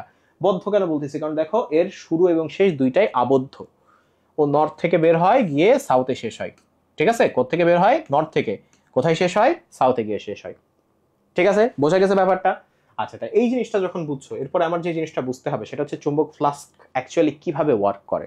চৌম্বক ফ্লাস্ক কিভাবে অ্যাকচুয়ালি ওয়ার্ক করে দেখো, ভালো করে খেয়াল করে দেখো। মনে করো এই হচ্ছে তল, মনে করো কি, মনে করো এই হচ্ছে তল, এটা কি বলো? তল। যেই তলের ক্ষেত্রফলকে আমরা একটু আগে এ বলছি, এই তলের ক্ষেত্রফলকে কি বলছি? এ বলছি। এখন মনে করো এই তলের লম্ব বরাবর, এই তলের লম্ব বরাবর আমার চৌম্বক ক্ষেত্র বি আছে। তলের লম্ব বরাবর চৌম্বক ক্ষেত্র বি, তাহলে চৌম্বক ক্ষেত্রটা গেছে ঠিক ও লম্ব বরাবর। চৌম্বক ক্ষেত্র কোন দিক বরাবর গেছে? ও ঠিক লম্ব বরাবর। তাইলে একটু আগে আমি পড়লাম যে চৌম্বক ফ্লাস্ক ফাই সমান হচ্ছে ওই তলের ক্ষেত্রফল এবং ওই তলের লম্ব বরাবর চৌম্বক ক্ষেত্রের যে উপাংশ। তো আমি এখানে দেখতে পাচ্ছি তলের লম্ব বরাবর সরাসরি চৌম্বক ক্ষেত্রটাই আছে, তাহলে চৌম্বক ক্ষেত্রের উপাংশ স্বয়ং নিজে চৌম্বক ক্ষেত্র, তাহলে সেটা কত? বি। তার মানে এই ক্ষেত্রে আমি বলতে পারবো না যে ফাই সমান হচ্ছে এ বি, যেটার মান সর্বোচ্চ। তাহলে আমি কি বলতে পারি? যখন দেখা যায় যে চৌম্বক ক্ষেত্রটা কোনো একটা তলের লম্ব বরাবর আছে, কি আছে বলো? চৌম্বক ক্ষেত্রটা কোনো একটা তলের লম্ব বরাবর আছে, সেই ক্ষেত্রে আমরা সর্বোচ্চ পরিমাণ কি পাবো? চৌম্বক ফ্লাস্ক পাবো। কিন্তু যদি এরকম হয় যে মনে করো এই হচ্ছে তল, এই হচ্ছে তল, এই তলের সাথে আমার ফ্ল্যাট অবস্থায় বি আছে, এই তলের সাথে ফ্ল্যাট অবস্থায় কি আছে? বি আছে, বা চৌম্বক ক্ষেত্র আছে। তাহলে এবার কি বলছে? ফাই সমান হবে হচ্ছে ক্ষেত্রফল এবং এর লম্ব বরাবর, এর কি বরাবর? এই যে তলের উপর লম্ব বরাবর উপাংশ। তো বি তো এই তলের সাথে ফ্ল্যাট অবস্থায় আছে। মনে করো আমি তোমাকে একটু বোঝাই, নাইলে বুঝবা না। মনে করো এই হচ্ছে আমার সেই তল, আর বিটা একদম ওর সাথে শুয়ে আছে, তার মানে পরস্পর সমান্তরালে আছে না? বাট গুণ হবে কি? এর সাথে কি গুণ হবে? এর লম্ব উপাংশ গুণ হবে। তাহলে এর লম্ব উপাংশ কত আমরা একটুখানি দেখি। এই যদি আমার বি হয়, বি এর লম্ব উপাংশ কি হবে বলো তো? B cos theta. কস কত ডিগ্রি? এটা 90 ডিগ্রি। তাহলে বি কস 90 ডিগ্রি, বলো বি কস 90 ডিগ্রির মান কত? 0 না? তাহলে তুমি বুঝতে পারছো এই জায়গাতে যে এ বি কস, হ্যাঁ, এ বি কস থিটা, এই কস থিটায় কস 90 ডিগ্রির মান 0 হওয়ার কারণে ফ্লাক্স 0 হয়ে গেল। অর্থাৎ যদি চৌম্বক ক্ষেত্র এবং তল একই সমান্তরালে থাকে, চৌম্বক ক্ষেত্র তল যদি সমান্তরালে থাকে, ফ্লাস্ক শূন্য হয়। তড়িৎ চুম্বক ফ্লাস্ক কি হয় বলো? শূন্য হয়। আর যদি পরস্পর লম্ব অবস্থায় থাকে তাহলে চুম্বক ফ্লাস্ক কি হয় বলো? সেক্ষেত্রে আমার সর্বোচ্চ পরিমাণ হয়। ঠিক আছে? আচ্ছা, তাহলে এই জিনিস আশা করি বুঝতে পারছো, আশা করি এখান থেকে আর কোনো সমস্যা হবে না। ওকে, ভালো কথা। এই চুম্বক ফ্লাস্ক এটা কিন্তু স্কেলার রাশি। এটা কি রাশি বলো? স্কেলার রাশি, আমরা এটা পড়ছিলাম। এবং এর একক হচ্ছে টেসলা মিটার স্কোয়ার, বা মূল একক হচ্ছে ওয়েবার। টেসলা মিটার স্কোয়ার বা মূল একক কি বলো? ওয়েবার। আচ্ছা, আর হচ্ছে আরো একক আছে। আগের একক ইউজ করা হইতো, আগের যে একক, আগের একক, হ্যাঁ, আগের একক ইউজ করা হইতো ম্যাক্সওয়েলের নাম অনুসারে। কার নাম অনুসারে? ম্যাক্সওয়েল। ম্যাক্সওয়েল, হ্যাঁ, বলা হয়তো এত ম্যাক্সওয়েল, অত ম্যাক্সওয়েল, হ্যাঁ, মনে করো 400 ম্যাক্সওয়েল চুম্বক ফ্লাস্ক, 500 ম্যাক্সওয়েল চুম্বক ফ্লাস্ক, এইভাবে। বা এটাকে আমি আরেকটা নামে ডাকতে পারতাম, সেটা হচ্ছে গস। গস মানে টেসলা পড়ছো না? গস সেন্টিমিটার স্কোয়ার। গস সেন্টিমিটার স্কোয়ার, এই যে টেসলা মিটার স্কোয়ার, ওর মতো গস সেন্টিমিটার স্কোয়ার আগে ইউজ করা হইতো। ঠিক আছে? এখন প্রশ্ন আসতে পারে, ভাই হুটহাট করে তো বলে যাচ্ছেন এক একটা একক, একটু সম্পর্কও দেখান। 1 ম্যাক্সওয়েল সমান কত? তো সেটা লেখো একটু। 1 ম্যাক্সওয়েল মানে হচ্ছে 1 গস, 1 গস সেন্টিমিটার স্কোয়ার, 1 গস সেন্টিমিটার স্কোয়ার। এবং গস এককটা আসলে খুবই ছোট একক।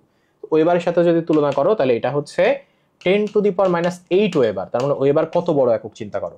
এটা হচ্ছে কত বলো? 10⁻⁸ ওয়েবার। ওকে, তাহলে এই হচ্ছে আমার চুম্বক ফ্লাস্ক। আশা করি এখান থেকে কোনো কনফিউশন নাই, কারণ আমরা আগের অধ্যায়ে চুম্বক ফ্লাস্ক ভালো করেই পড়ছি। এবার যদি কেউ বলে ভাই চুম্বক ফ্লাস্ক ঘনত্ব কি, তার একটা ঠাড়ায় চড় দেওয়া উচিত, কারণ সে ভালো করেই জানে চুম্বক ফ্লাস্ক যদি ফাই হয়, দেখো চুম্বক ফ্লাস্ক যদি ফাই হয়, ঘনত্ব মানে ওটাকে কি দিয়ে ভাগ করা? ক্ষেত্রফল দিয়ে ভাগ করা। কি দিয়ে ভাগ করা? এই ক্ষেত্রে ক্ষেত্রফল দিয়ে ভাগ করা। তাহলে সে হিসেবে ফাই মানে তো আমি অলরেডি এ বি পাইছি, সেটাকে আবার এ দিয়ে ভাগ করলে কি পাই বলো? বি পাই। তার মানে চুম্বক ফ্লাস্ক ঘনত্ব আর চুম্বক ক্ষেত্র একই। এবং আমি জানি চুম্বক ক্ষেত্রের একক কি? টেসলা বা ওয়েবার মিটার ইনভার্স 2। আরো দুইটা একক ছিল, তাই না? Tesla, weber, meter inverse 2। ঠিক আছে? ঠিক আছে, বোঝা গেছে? ওকে, দেখো তাহলে এই যে এখানে সবগুলো অ্যাকচুয়ালি দেওয়া আছে, সবগুলো আমি কনসাইজ করে লিখে দিছি, কোনটার কি একক সব লেখা আছে। এবার বলতেছে ফ্যারাডের তড়িৎ চুম্বকীয় আবেশের সূত্রাবলী। কি বলছে? ফ্যারাডের তড়িৎ চুম্বকীয় আবেশের সূত্রাবলী। প্রথম সূত্র, দুইটা সূত্র আছে ফ্যারাডের তড়িৎ চুম্বকীয় আবেশ নিয়ে, তার দুইটা সূত্র আছে, এবং এগুলোকে বলা হয় তড়িৎ চুম্বকীয় আবেশে ফ্যারাডের সূত্র। কি বলা হয়? তড়িৎ চুম্বকীয় আবেশে ফ্যারাডের সূত্র। প্রথম সূত্রটা কি বলছে দেখো, যখনই কোনো বদ্ধ তার কুণ্ডলিতে আবদ্ধ চুম্বক বলরেখার সংখ্যা বা চুম্বক ফ্লাস্কের পরিবর্তন ঘটে, তখনই ওই কুণ্ডলিতে একটি তড়িৎচালক শক্তি আবিষ্ট হয়। এই একদম ক্লাসের প্রথমে আমি বললাম না, যখন কাছে আসছে, এই যে দেখো, যখন দূরে ছিল তখন চুম্বক বলরেখা কয়টা ছিল, যখন কাছে আসছে চুম্বক বলরেখা বেড়ে গেছে না? সব চুম্বক বলরেখা এর মধ্যে ঢুকে যাচ্ছে না? তাহলে যখন আমি আনা নেওয়া করতেছি, আমার চুম্বক বলরেখার সংখ্যার কি হচ্ছে? পরিবর্তন হচ্ছে। যদিও এই দণ্ড চুম্বকের সাথে এই পরিবাহীর আমার কোনো টাচ হচ্ছে না, কিন্তু অদৃশ্য যে চুম্বক বলরেখা, সেই অদৃশ্য চুম্বক বলরেখা কি হচ্ছে বলো? এর মধ্য দিয়ে বারবার যাতায়াত করতেছে। সেই কথাটাই বলছে যে চুম্বক বলরেখার সংখ্যা, বা ওইটাকেই তো আমরা চুম্বক ফ্লাস্ক বলি, চুম্বক ফ্লাস্কের পরিবর্তন যখন ঘটে তখনই কেবলমাত্র এই বর্তনীতে আমরা তড়িৎচালক শক্তি আবিষ্ট হইতে দেখি। তাহলে একদম পিওর একটা ফ্যাক্ট বলে গেছে প্রথম সূত্রে। ঠিক আছে না? প্রথম সূত্রে কি বলে গেছে? একটা পিওর ফ্যাক্ট বলে দিছে। ওকে, দ্বিতীয় যে জিনিসটা, দ্বিতীয় সূত্র যেটা বলছে সেটা হচ্ছে যে তার কুণ্ডলিতে আবিষ্ট তড়িৎচালক শক্তির মান। এবার কিন্তু তড়িৎচালক শক্তি কতটুকু তৈরি হয় সেটা এবার হিন্ট দিতেছে। তড়িৎচালক শক্তির মান সময়ের সাথে কুণ্ডলী দিয়ে অতিক্রান্ত চৌম্বক ক্ষেত্ররেখার সংখ্যা বা ফ্লাস্কের পরিবর্তনের হারের সমানুপাতিক। ফ্লাস্কের পরিবর্তনের হারের সমানুপাতিক। তাহলে কি, কোনটা কার সমানুপাতিক? আবিষ্ট তড়িৎচালক শক্তির মান। তো তড়িৎচালক শক্তি যেহেতু বলছে, শক্তিকে আমি ই দিয়ে প্রকাশ করব। এবার বলতেছে সময়ের সাথে কুণ্ডলী দিয়ে অতিক্রান্ত চৌম্বক বলরেখার সংখ্যার পরিবর্তনের হার। পরিবর্তন মানে কি? আগে তাহলে আমার পরিবর্তন লিখতে হবে।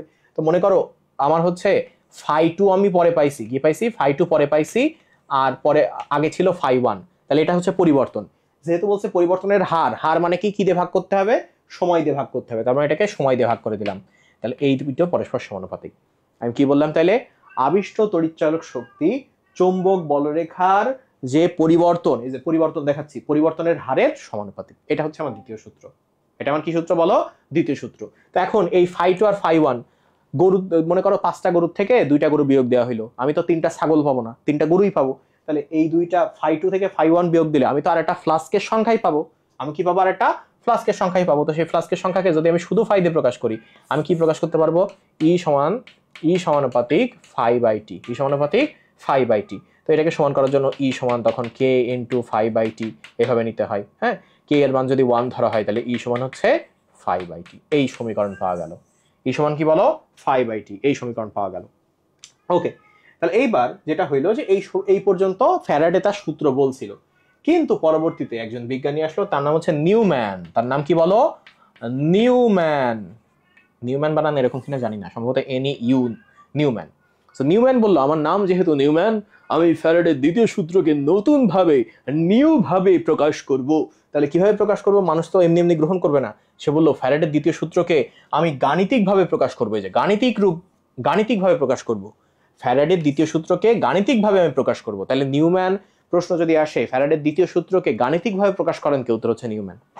ফ্যারাডের দ্বিতীয় সূত্রকে গাণিতিক ভাবে প্রকাশ করেন কে? উত্তর হচ্ছে কি বলো? নিউম্যান। ঠিক আছে, বোঝা গেছে?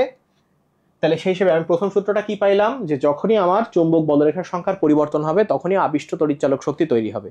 দ্বিতীয়টা পাইলাম সে আবিষ্ট তড়িৎচালক শক্তির মান ফ্লাস্কের পরিবর্তনের হারের সমানুপাতিক। তাহলে ফ্লাস্কের পরিবর্তন মানে কি? দুইটা ফ্লাস্কের বিয়োগ দিয়ে হার, যেহেতু হার বলছে টি দিয়ে ভাগ দিয়ে দিলাম, তাহলে আমি পাইলাম ই সমান হচ্ছে ফাই বাই টি। ঠিক আছে, এই যে দ্বিতীয় সূত্র সেটাকে আমার ফ্যারাডের দ্বিতীয় সূত্রকে নিউম্যান কি করলো? গাণিতিক রূপ দিল। গাণিতিক রূপটা কিরকম? আমি পাইছিলাম ই সমান হচ্ছে ফাই বাই টি, তাই না? সেটাকে ওরা বানাইলো ই সমান d by dt N phi. N যেহেতু একটা ধ্রুবক, এন সামনে চলে আসলো, পাইলাম হচ্ছে d phi by dt, d phi by dt. এটাই হচ্ছে আমার নিউম্যানের সূত্র। এটা কি সূত্র বলো? নিউম্যানের সূত্র। ঠিক আছে, আচ্ছা ব্যাস, এই জিনিস কিন্তু আমার ক্লিয়ার হয়ে গেল। এরপর এখানে কিছু ম্যাথ আছে, এই জিনিসগুলো একটুখানি দেখবা, একদম ইজি ম্যাথ। যেমন এখানে বলছে যে একটি কুণ্ডলীর পাক সংখ্যা 100, তাহলে পাক সংখ্যা 100 মানে এই 100 মানটা কি? এন। একে একটি চুম্বকের নিকট হয়ে এত সেকেন্ডে সরিয়ে, তাহলে এটা হচ্ছে আমার টি। হ্যাঁ, প্রতি পাকের চুম্বক ফ্লাস্ক এত হতে এত পরিণত করা হলে, তাহলে চুম্বক ফ্লাস্ক এত হতে এত পরিণত করা হলে মানে কি? এইটা হচ্ছে আমার, দেখো এটা হচ্ছে আমার হচ্ছে ফাই 2, এটা হচ্ছে আমার ফাই 1, তাই না? তাহলে দুইটার বিয়োগফল করতে হবে। তাহলে আমি এই দুইটার বিয়োগফল করলাম, এই যে দুইটার বিয়োগফল করছি এবং তারপর এন দিয়ে গুণ দিছি, নিচে আমার এটা দিয়ে ভাগ দিছি, ব্যাস তাহলে আমার উত্তর হয়ে গেছে। ঠিক আছে, ব্যাস এই টাইপের ম্যাথগুলো আসতে পারে যেগুলো একদম ইজি। আমি কিন্তু এই জায়গাতে কোন সূত্র ইউজ করছি? ই সমান হচ্ছে N D phi by dt, এই সূত্র ইউজ করছি। এন এর মান 100, ডি ফাই মানে কি? ফাইয়ের পরিবর্তন। তো ফাইয়ের পরিবর্তন কত? 30 থেকে 2, তার মানে 30 থেকে 2 ইন্টু 10 টু দি পাওয়ার -5, তাই না? দুইটাই 10 টু দি পাওয়ার -5 বলে এভাবে লিখলাম। আর ডিটি কত? কত পরিবর্তন? ডিটি মানে কি? পরিবর্তন, সময়ের পরিবর্তন। কত? 0.04 সেকেন্ড। ব্যাস, তাহলে উত্তর বের হয়ে যাবে। তাহলে এই টাইপের ম্যাথ আসতে পারে, এর থেকে কঠিন টাইপের ম্যাথ আর আসবে না, এটা নিশ্চিত থাকো। এর থেকে কঠিন টাইপের ম্যাথ আসবে না। এই ক্ষেত্রে সে একই রকম ম্যাথ, নতুন কোনো পার্থক্য হয় নাই। এবার চলে আসো হচ্ছে লেন্সের সূত্রে। আসো লেন্সের সূত্র দেখো। লেন্সের সূত্রটা কি? যে বলছে কোন তড়িৎচুম্বক আবেশের বেলায় আবিষ্ট তড়িৎচালক শক্তি বা প্রবাহের দিক এমন হয় যে তা সৃষ্টি হওয়া মাত্রই যে কারণে সৃষ্টি হয় সেই কারণকে বাধা দেয়। ঠিক আছে, তো আমি আগে একটা জিনিস লিখে নিই, সেটা হচ্ছে লেন্সের সূত্রের মূল উদ্দেশ্য কি। লেন্সের সূত্রের মূল উদ্দেশ্য কি? মূল উদ্দেশ্য হচ্ছে যে তড়িৎচালক বল, আমি যে একটু আগে দেখলাম না যে এরকম ভাবে আপেক্ষিক গতি তৈরি করার কারণে তড়িৎচালক শক্তি তৈরি হচ্ছিল, তড়িৎচালক বল তৈরি হচ্ছিল। এই তড়িৎচালক বল যে তড়িৎ ক্ষেত্র তৈরি করছে, সেই তড়িৎ ক্ষেত্রের দিক কোন দিকে সেটা বের করাই হচ্ছে লেন্সের সূত্রের মূল উদ্দেশ্য। আমি কি লিখতে পারবো? আমি লিখবো হচ্ছে তড়িৎচালক শক্তির প্রভাবে, তড়িৎচালক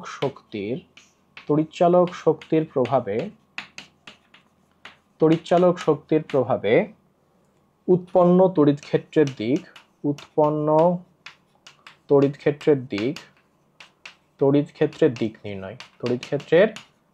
নির্ণয়, এটাই হচ্ছে আমার লেন্সের সূত্রের কি বলো? মূল উদ্দেশ্য। লেন্সের সূত্রের মূল উদ্দেশ্য কি? যে তড়িৎচালক শক্তি তৈরি হয়েছে তার প্রভাবে যে তড়িৎ ক্ষেত্র তৈরি হয় তার দিক নির্ণয় করা। ঠিক আছে, তো সূত্র কি বলছে? এই সূত্রে যা বলছে অলরেডি আমরা পড়াই ফেলছি, সেটা কি শুনবা? বলছে সূত্রটা একটু উইয়ার্ড। সূত্রটা হচ্ছে যে কোনো তড়িৎচুম্বক আবেশের বেলায় আবিষ্ট তড়িৎচালক শক্তি বা প্রবাহের দিক এমন হয় যে কারণে সৃষ্টি হওয়া মাত্র যে কারণে সৃষ্টি হয় সেই কারণকেই বাধা দেয়। যেই কারণে সৃষ্টি হয় সেই কারণকেই বাধা দেয়। এখন তো বলবো ভাইয়া বুঝি নাই, আপনি প্লিজ বুঝাই দেন। তাহলে দেখো আমি কিভাবে বুঝাই, একটু ভালো করে খেয়াল করো। আমি একটু আগে তোমাদের কি শেখাইলাম? যে ভাই মনে করো যে আমার হচ্ছে এই একটা তড়িৎ প্রবাহ, এই হচ্ছে গ্যালভানোমিটার, তাই না? এই মনে করো সেই লুপ, এই হচ্ছে সেই লুপ। যখনই তুমি এরকম হচ্ছে মনে করো নর্থ পার্টটাকে, এটা নর্থ পার্ট, এটা সাউথ পার্ট, তুমি যখন নর্থ পার্টটাকে কাছে নিয়ে আসছিলা কি হয়েছিল বলো তো? বর্তনীর এই প্রান্তটা নর্থ হয়ে গেছিল, বর্তনীর এই প্রান্তটা কি হয়েছিল? নর্থ, কারণ ওর তো কোনো চার্জ ছিল না, এবং এই প্রান্ত তখন অটোমেটিক সাউথের মতো আচরণ করছিল। নর্থ মানে কি? অ্যান্টি ক্লকওয়াইজ, তাই না? তাহলে অ্যান্টি ক্লকওয়াইজ কোন দিকে? এই দিকে, তার মানে ও তখন এই দিক থেকে এই দিকে, এই দিক বরাবর যাতায়াত শুরু করবে। তখন এই দিক বরাবর মানে কি? এই দিক থেকে এই দিকে তড়িৎ প্রবাহ হবে, এই দিক থেকে এই দিকে কি হবে বলো? তড়িৎ প্রবাহ হবে। অ্যান্টি ক্লকওয়াইজ ঘুরবে। কোন দিক ঘুরবে বলো? Anti clockwise. অ্যান্টি ক্লকওয়াইজকে আমরা কি বললাম একটু আগে? বামাবর্তী। কোন দিকে বলো? বামাবর্তী ঘুরবে। তাই না? এই জিনিস মনে আছে তো যখন নর্থকে কাছে আনছিলাম? তাইলে এই নর্থকেই যদি আমি আবার একটু দূরে সরাই নিয়ে যাই, দেখো এই নর্থকেই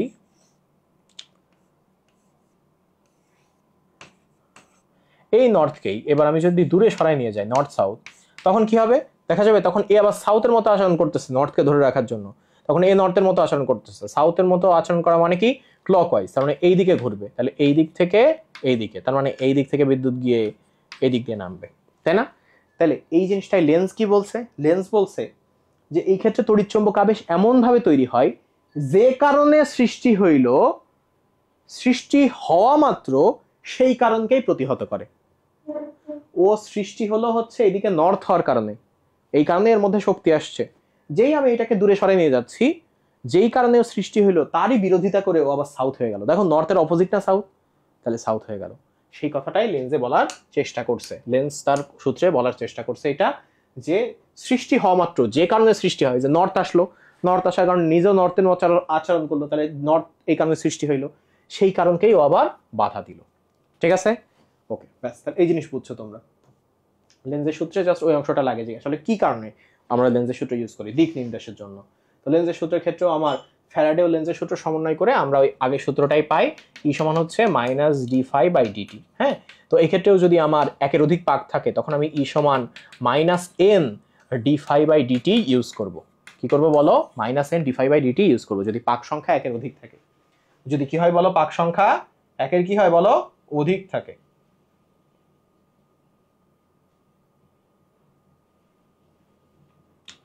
ওকে, ব্যাস, এইবার আসে হচ্ছে লেন্সের সূত্র ও শক্তির নিত্যতার সূত্র। আমি বলার আগেই দেখি কয়েকজন কমেন্ট করতেছে লেন্সের সূত্র শক্তির নিত্যতা সূত্রের বিশেষ রূপ। হ্যাঁ, সেই সূত্রটাকে, এই জন্য সূত্রটিকে তড়িৎচুম্বক আবেশের তৃতীয় সূত্র বলা হয়।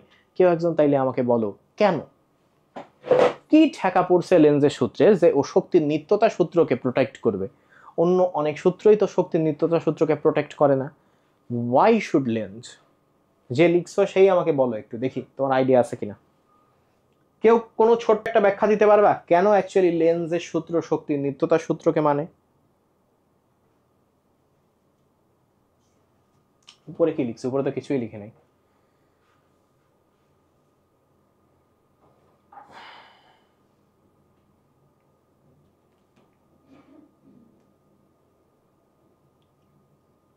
আচ্ছা দেখো, এখানে একজন লিখছো ভাইয়া মাইনাস কেন? মাইনাস কেন তুমি ভালো করে দেখো তো। লিখছে এই ঋণাত্মক চিহ্ন, উপরেও লেখা ছিল, তারপর আমি বলি।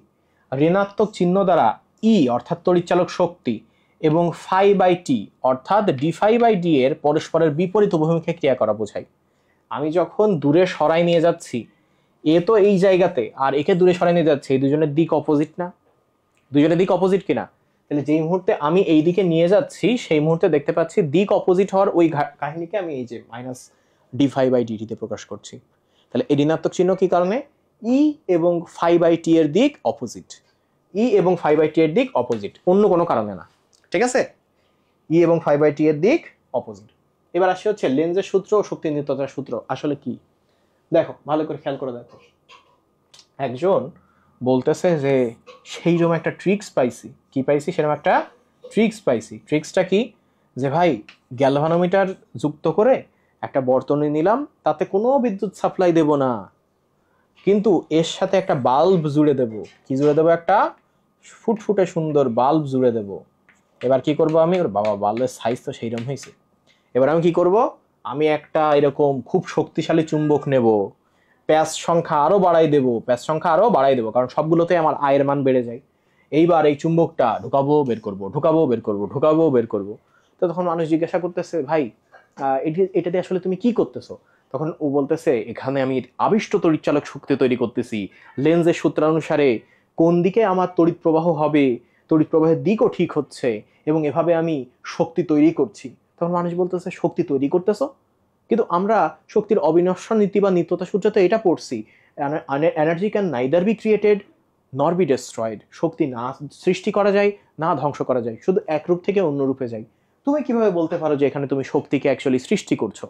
তো তখন বলতেছে, এই দেখো আমার বাল্ব জ্বলতেছে, তো তাহলে তো অবশ্যই শক্তি তৈরি হচ্ছে। আমার গ্যালভানোমিটার নড়তেছে, তো তাহলে তো অবশ্যই শক্তি তৈরি হচ্ছে। আমি তো এখানে কোনো বিদ্যুৎ দিই নাই, তাহলে শক্তি তৈরি হচ্ছে। আবার চুম্বকের পাওয়ারও কমে নাই, তাহলে চুম্বক থেকেও কোনো শক্তি আমার বিদ্যুৎ শক্তিতে পরিণত হচ্ছে না। তাহলে কাহিনীটা কি? কাহিনী হচ্ছে, তুমি যে বাবা নাড়াচ্ছ, তোমার দেহে আছে রাসায়নিক শক্তি, সেই শক্তি বাইরে এসে পরিণত হচ্ছে কোন শক্তিতে বলো তো? যান্ত্রিক শক্তিতে। যান্ত্রিক শক্তিতে তুমি নাড়াচাড়া করতেছো। তুমি বললা, ভাই আমি নাড়াবো না, মেশিন দিয়ে নাড়াবো। মেশিনেরও তো শক্তি দেওয়া লাগবে, মেশিনও তো সেই, তুমি তাকে ইলেকট্রিসিটি দাও কি অয়েল দাও, সেও তো ওই শক্তি দিয়ে কি করবে? আনা নেওয়া করবে। তার মানে তুমি মানুষ হিসেবে যখন নাড়াচাড়া করতেছো, তোমার দেহের রাসায়নিক শক্তি যান্ত্রিক শক্তিতে পরিণত হচ্ছে, যান্ত্রিক শক্তি এখানে বিদ্যুৎ শক্তিতে পরিণত হচ্ছে। তার মানে তুমি বুঝতে পারছো, এখানে আসলে কোনো শক্তি তৈরি হচ্ছে না, বরং শক্তি একরূপ থেকে অন্য রূপে, দেহের রাসায়নিক শক্তি বাইরে বিদ্যুৎ শক্তি আকারে পরিণত হচ্ছে। চিন্তা করতে পারতেছো? দেহের রাসায়নিক শক্তি বাইরের কিসে পরিণত হচ্ছে বলো? বাইরের এই বিদ্যুৎ শক্তিতে পরিণত হচ্ছে। তাইলে আমার তো শক্তির নিত্যতা সূত্র তাই বলে, শক্তি না সৃষ্টি করা যায় না ধ্বংস করা যায়, এক রূপ থেকে অন্য রূপে যায়। আমি রাসায়নিক শক্তির রূপ থেকে বিদ্যুৎ শক্তির রূপে দিলাম। তাহলে আমার লেন্সের সূত্রকে এটা প্রমাণ করলো না যে আসলে শক্তি আসলে সৃষ্টি বা ধ্বংস করা যায় না, বরং এক রূপ থেকে অন্য রূপে যাওয়া যায়? সেই কারণে বলা হয়, দেখো বইতে সরাসরি আছে যে লেন্সের সূত্র হচ্ছে শক্তির নিত্যতা সূত্রের বিশেষ রূপ। কি বলা যায়? বলা যায় যে তড়িৎ চুম্বকীয় আবেশের ক্ষেত্রে লেন্সের যে সূত্র সেটা শক্তির নিত্যতা সূত্র মেনে চলে। ঠিক আছে? লেন্সের সূত্র কি বলো? শক্তির নিত্যতা সূত্র মেনে চলে। বোঝা গেছে? ওকে, খুব ভালো কথা। এই তো অনেকে পারেও, অনেকে খুব ভালোভাবে পারে এটা। আচ্ছা, তাহলে লেন্সের সূত্র আমার হয়ে গেল। এরপর আসছে কি? স্বকীয় আবেশ। স্বকীয় আবেশ জিনিসটা কি আমি সহজ ভাষায় বলি। কিছু কিছু মেয়ে আছে যারা আসলে খুব সুন্দরী, হ্যাঁ, মানে তারা মনে করে তারা খুব সুন্দরী। এরা কি করে? এরা একটু মেকআপ টেকআপ করে যখনই মন ভালো হয়, তারপর আয়নার সামনে গিয়ে নিজের চেহারা নিজে আয়নায় দেখে ফিট হয়ে যায়, এত সুন্দর। হ্যাঁ, এরকম সামনে দেখাই, তুমি সুন্দর, তুমি আসলেই সুন্দর, তোমার চোখ কি মায়াবী। হ্যাঁ, নিজের দেখেই নিজে ফিট হয়ে যাচ্ছে। তাহলে এই যে নিজেই নিজের দ্বারা আবেশিত হয়ে যাওয়া, মন আবেশে ভরে যাওয়া, এটাকে বলা হয় স্বকীয় আবেশ। এটাকে কি বলা হয় বলো? স্বকীয় আবেশ। ঠিক আছে? এটাকে কি বলা হয় বলো? স্বকীয় আবেশ বলা হয়। তাহলে এই জিনিসটা কিরকম দেখো, মানে এক কথায় যারা নার্সিস্ট তারাই হচ্ছে স্বকীয় আবেশ। কিরকম? এই যে আমার এই জায়গাতে একটা কুণ্ডলী ধরো আছে, হ্যাঁ, আমি এখানে দেখাই, ধরো হচ্ছে এরকম একটা কুণ্ডলী আছে, যে কুণ্ডলীতে আমি যে লুপ তৈরি করছি, লুপ তৈরি করার পর আমি এই জায়গাতে তড়িৎ প্রবাহ দিছি। আমি কি দিছি বলো? তড়িৎ প্রবাহ দিছি। তড়িৎ প্রবাহ দেওয়ার পর দেখা যাচ্ছে ওর চারপাশে একটা কি তৈরি হয়েছে বলো তো? চুম্বক ক্ষেত্র তৈরি হচ্ছে। কি হচ্ছে বলো? চুম্বক ক্ষেত্র তৈরি হচ্ছে। এই চুম্বক ক্ষেত্রই ওকে আবার আবিষ্ট করে ওর তড়িৎ প্রবাহের মান বাড়াই দিতেছে। যেই তড়িৎ প্রবাহ এতক্ষণ এই চুম্বক ক্ষেত্র তৈরি করলো, সেই চুম্বক ক্ষেত্র আবার ওই মুখ্য কুণ্ডলীর তড়িৎ প্রবাহ বাড়াই দিতেছে। এইটাই হচ্ছে স্বকীয় আবেশ। যে যার জন্য চুরি করলো তারই করিতেছে চোর। ও তড়িৎ প্রবাহ দিয়ে চুম্বক ক্ষেত্র তৈরি করলো, সেই চুম্বক ক্ষেত্র আবার ও তড়িৎ প্রবাহের মান বাড়াই দিতেছে। বুঝছো? তো এখানে দেখো বলছে যে খুবই, এই যে কই গেল উপরে, এই যেখানে দেওয়া আছে যে যখন কোনো বদ্ধ কুণ্ডলীর মধ্য দিয়ে তড়িৎ প্রবাহিত হয়, তার মানে এখানে আমার তড়িৎ প্রবাহের জন্য তড়িৎ সাপ্লাই লাগবে, তখন ওইখানে চৌম্বক ক্ষেত্র উৎপন্ন হয়। খুব ভালো কথা। এইবার কুণ্ডলী নিজে ওই চৌম্বক ক্ষেত্রের ক্ষেত্ররেখার সাথে জড়িত হয়ে পড়ে। কারণ দেখো ওর যে বলরেখা সেটা কি এর মধ্যে আসছে না? ওর যে বলরেখা সেটা কি ওর মধ্যে আসছে না বলো? আসছে। তাহলে যেহেতু এখানে আমার বলরেখা আসছে, তার মানে ও কিন্তু নিজে ওর দ্বারা আবেশিত হবে। ও নিজে যে চৌম্বক ক্ষেত্র তৈরি করলো সেটার বলরেখার সীমানায় পড়ে ও নিজে কি হবে? আবেশিত হবে। কাজেই ওই কুণ্ডলীতে তড়িৎ প্রবাহ মাত্রার পরিবর্তন ঘটালে কুণ্ডলীর সাথে জড়িত বা কুণ্ডলীতে অতিক্রমকারী চৌম্বক ক্ষেত্ররেখার সংখ্যার পরিবর্তন ঘটে, এবং তখন দেখা যায়, আমরা এটা কিভাবে টের পাই? আমরা দেখি আমরা যে পরিমাণ তড়িৎ প্রবাহ দিচ্ছি তার থেকে বেশি তড়িৎ প্রবাহ পাচ্ছি। এইভাবে এই তড়িৎ প্রবাহ কোত্থেকে আসলো? তখনই আমরা বুঝি যে মূল তড়িৎ প্রবাহের এই পরিবর্তন হয়েছে, এটাকে আমরা স্বকীয় আবেশ বলি। ঠিক আছে? তাহলে স্বকীয় আবেশ কি কি জিনিসের উপর নির্ভর করে দেখো, এটাই আমাদের ইম্পর্টেন্ট। হ্যাঁ, স্বকীয় আবেশ কিসের উপর নির্ভর করে, এটা ইম্পর্টেন্ট। কোথায় গেল, এটা কি এখানে আছে? আচ্ছা, আমি এখানে লিখে দিই।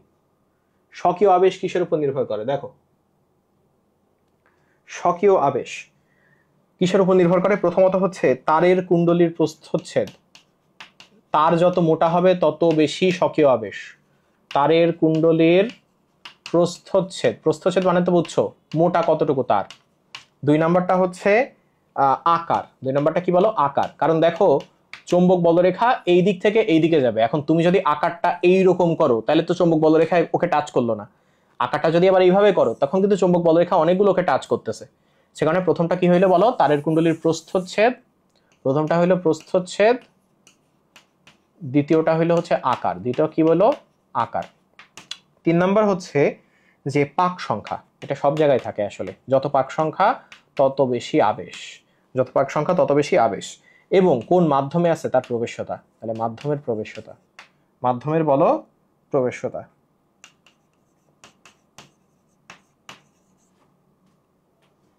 এই হুমায়ুন আহমেদের নাটকে একটা সিন আছে না, ওই যে সম্ভবত আজ রবিবারে, হ্যাঁ, ওই যে বলে যে কিভাবে কনফিডেন্ট হইতে হয়, আয়নার দিকে তাকিয়ে বলতে হয় তুমি সুন্দর, তুমি স্মার্ট, কিন্তু তুমি যা পড়ো কিছুই তোমার মনে থাকে না।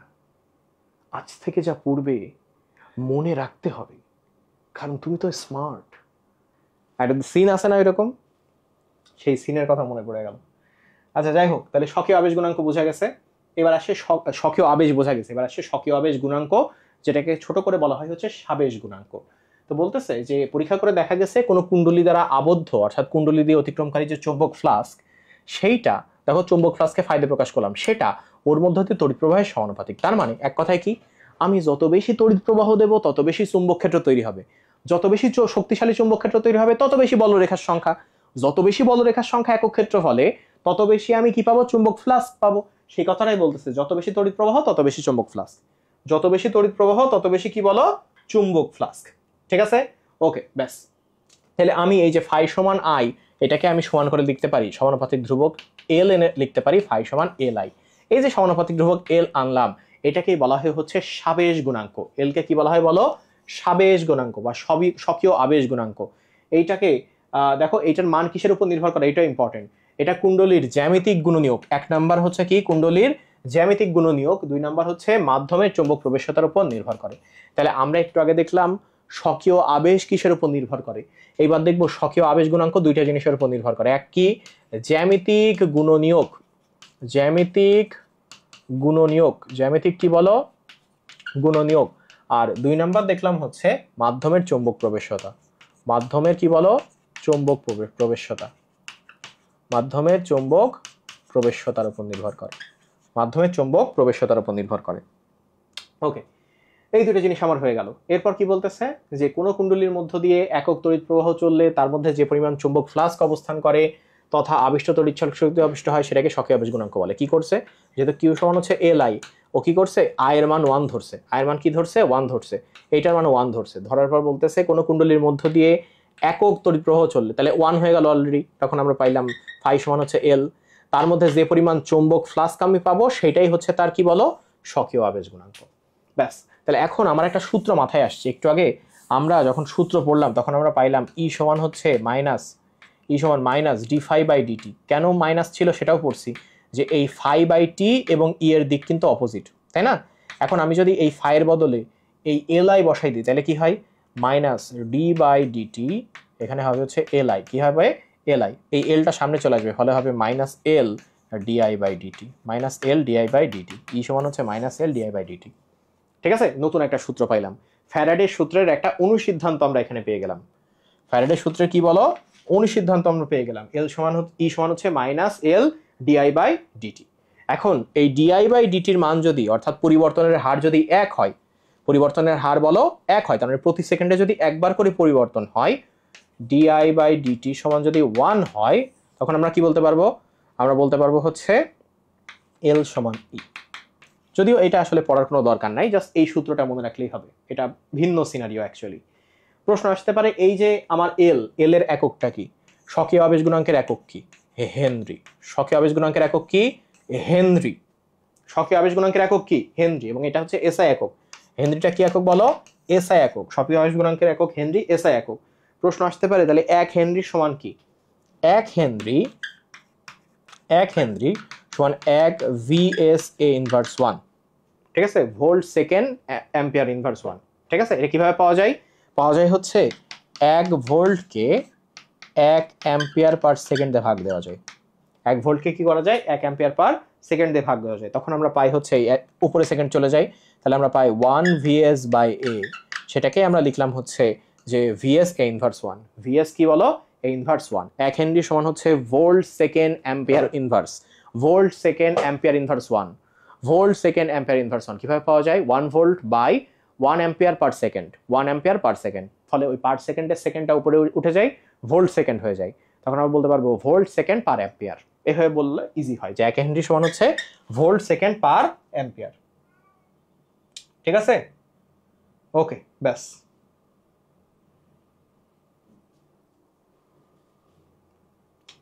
এরপর কি আসছে? এই যে ভোল্ট সেকেন্ড পার অ্যাম্পিয়ার দেওয়া আছে, বাট হেনরি অনেক বড় একক, সো এটাকে আমরা মিলি হেনরি আকারে প্রকাশ করি। হ্যাঁ, মাইক্রো হেনরি, সরি, হেনরি অনেক ছোট একক, সো এটাকে আমরা মিলি হেনরি আকারে প্রকাশ করি, মাইক্রো হেনরি আকারে প্রকাশ করি।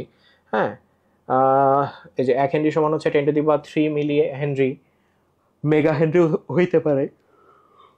ঘুম লাগছে রে, তোমাদের মতোই অবস্থা। কফি খেয়ে পড়তে বসতে হবে এখন টাইট করে একটা। আচ্ছা, এরপর কি আসছে?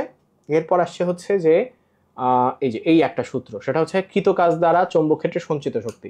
সঞ্চিত শক্তি, যে কোনো একটা চৌম্বক ক্ষেত্র দ্বারা কি পরিমাণ শক্তি সঞ্চিত হইলো, আবিষ্ট তড়িৎচালক শক্তি, সেই ই সমান হচ্ছে -12 Li²।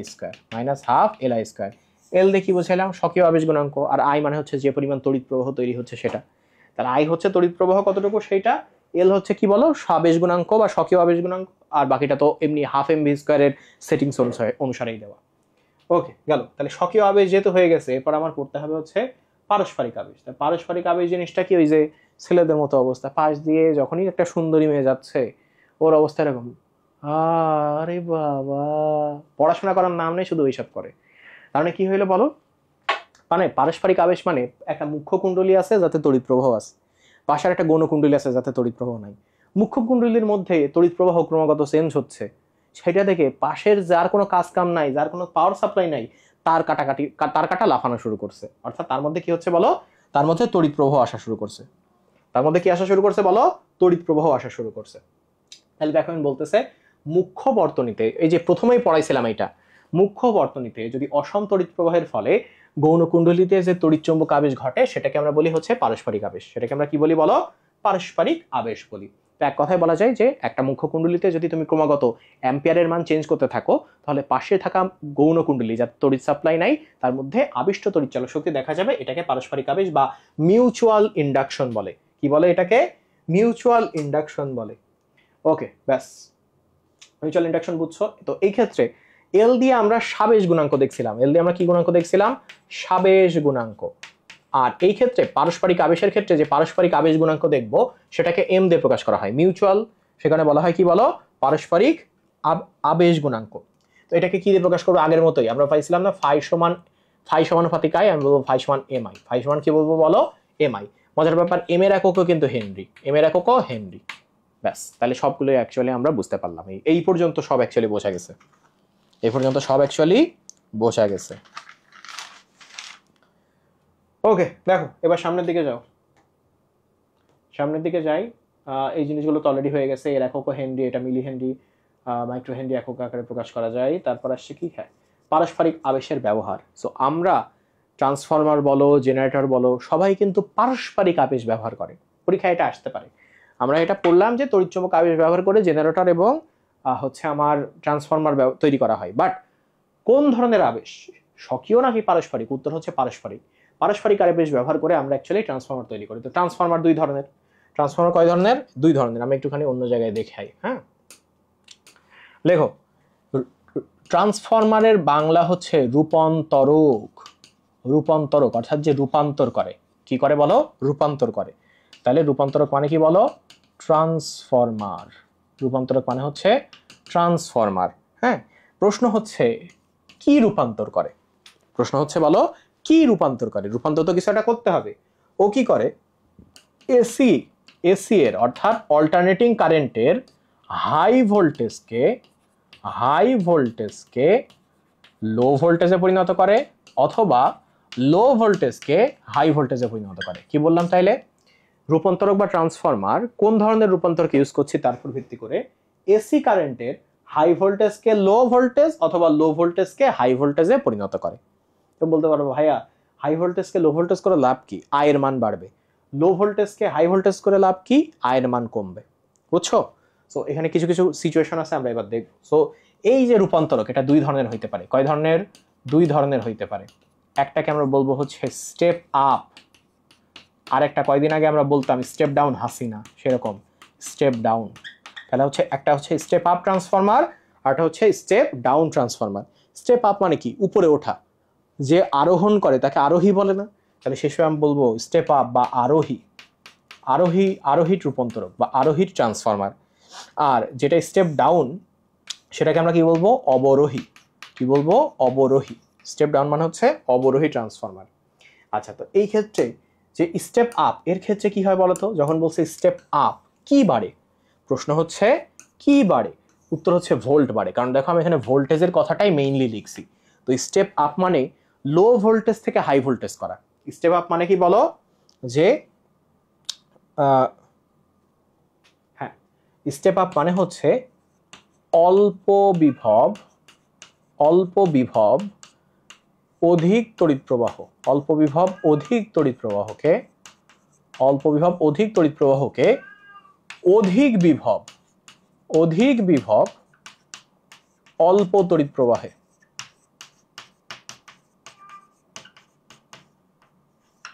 তাহলে কি হইলো, স্টেপ আপ যেটা কি আপ করে, ভোল্টেজ আপ করে। সো আমি এটাকে এইভাবে না বলে বাংলায় বলতে পারি কম ভোল্টেজ থেকে বেশি ভোল্টেজ হয়, যেটা কম ভোল্টেজ তার আবার আই বা তড়িৎ প্রবাহ বেশি হয়, তাহলে বেশি তড়িৎ প্রবাহ থেকে কম তড়িৎ প্রবাহ হয়, একই সাথে এই দুইটা ঘটনা ঘটে। ঠিক আছে? তাইলে যখন বলবো স্টেপ আপ তার মানে কি হয়, কি বাড়ে, কোনটা আপ হয়, ভোল্টেজ আপ হয়। তাহলে লো ভোল্টেজ থেকে হাই ভোল্টেজ হয়, লো ভোল্টেজের আই বা তড়িৎ প্রবাহ বেশি, তাহলে আমি বলবো বেশি তড়িৎ প্রবাহ থেকে কম তড়িৎ প্রবাহ হয়। তাহলে এর ক্ষেত্রে আমি কি বলবো, স্টেপ ডাউনে আমার কি ডাউন খাই বলতো, আমি হাই ভোল্টেজ থেকে আমি লো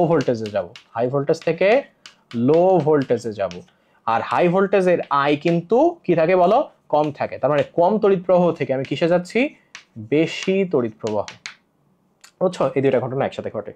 তাহলে স্টেপ আপে কি হয়, স্টেপ ডাউনে কি হয়, বোঝা গেছে না? ওকে, ব্যাস। তাহলে এখন প্রশ্ন হচ্ছে যে এই যে আমি স্টেপ আপ এবং স্টেপ ডাউন তৈরি করব, কিভাবে তৈরি করা যায়?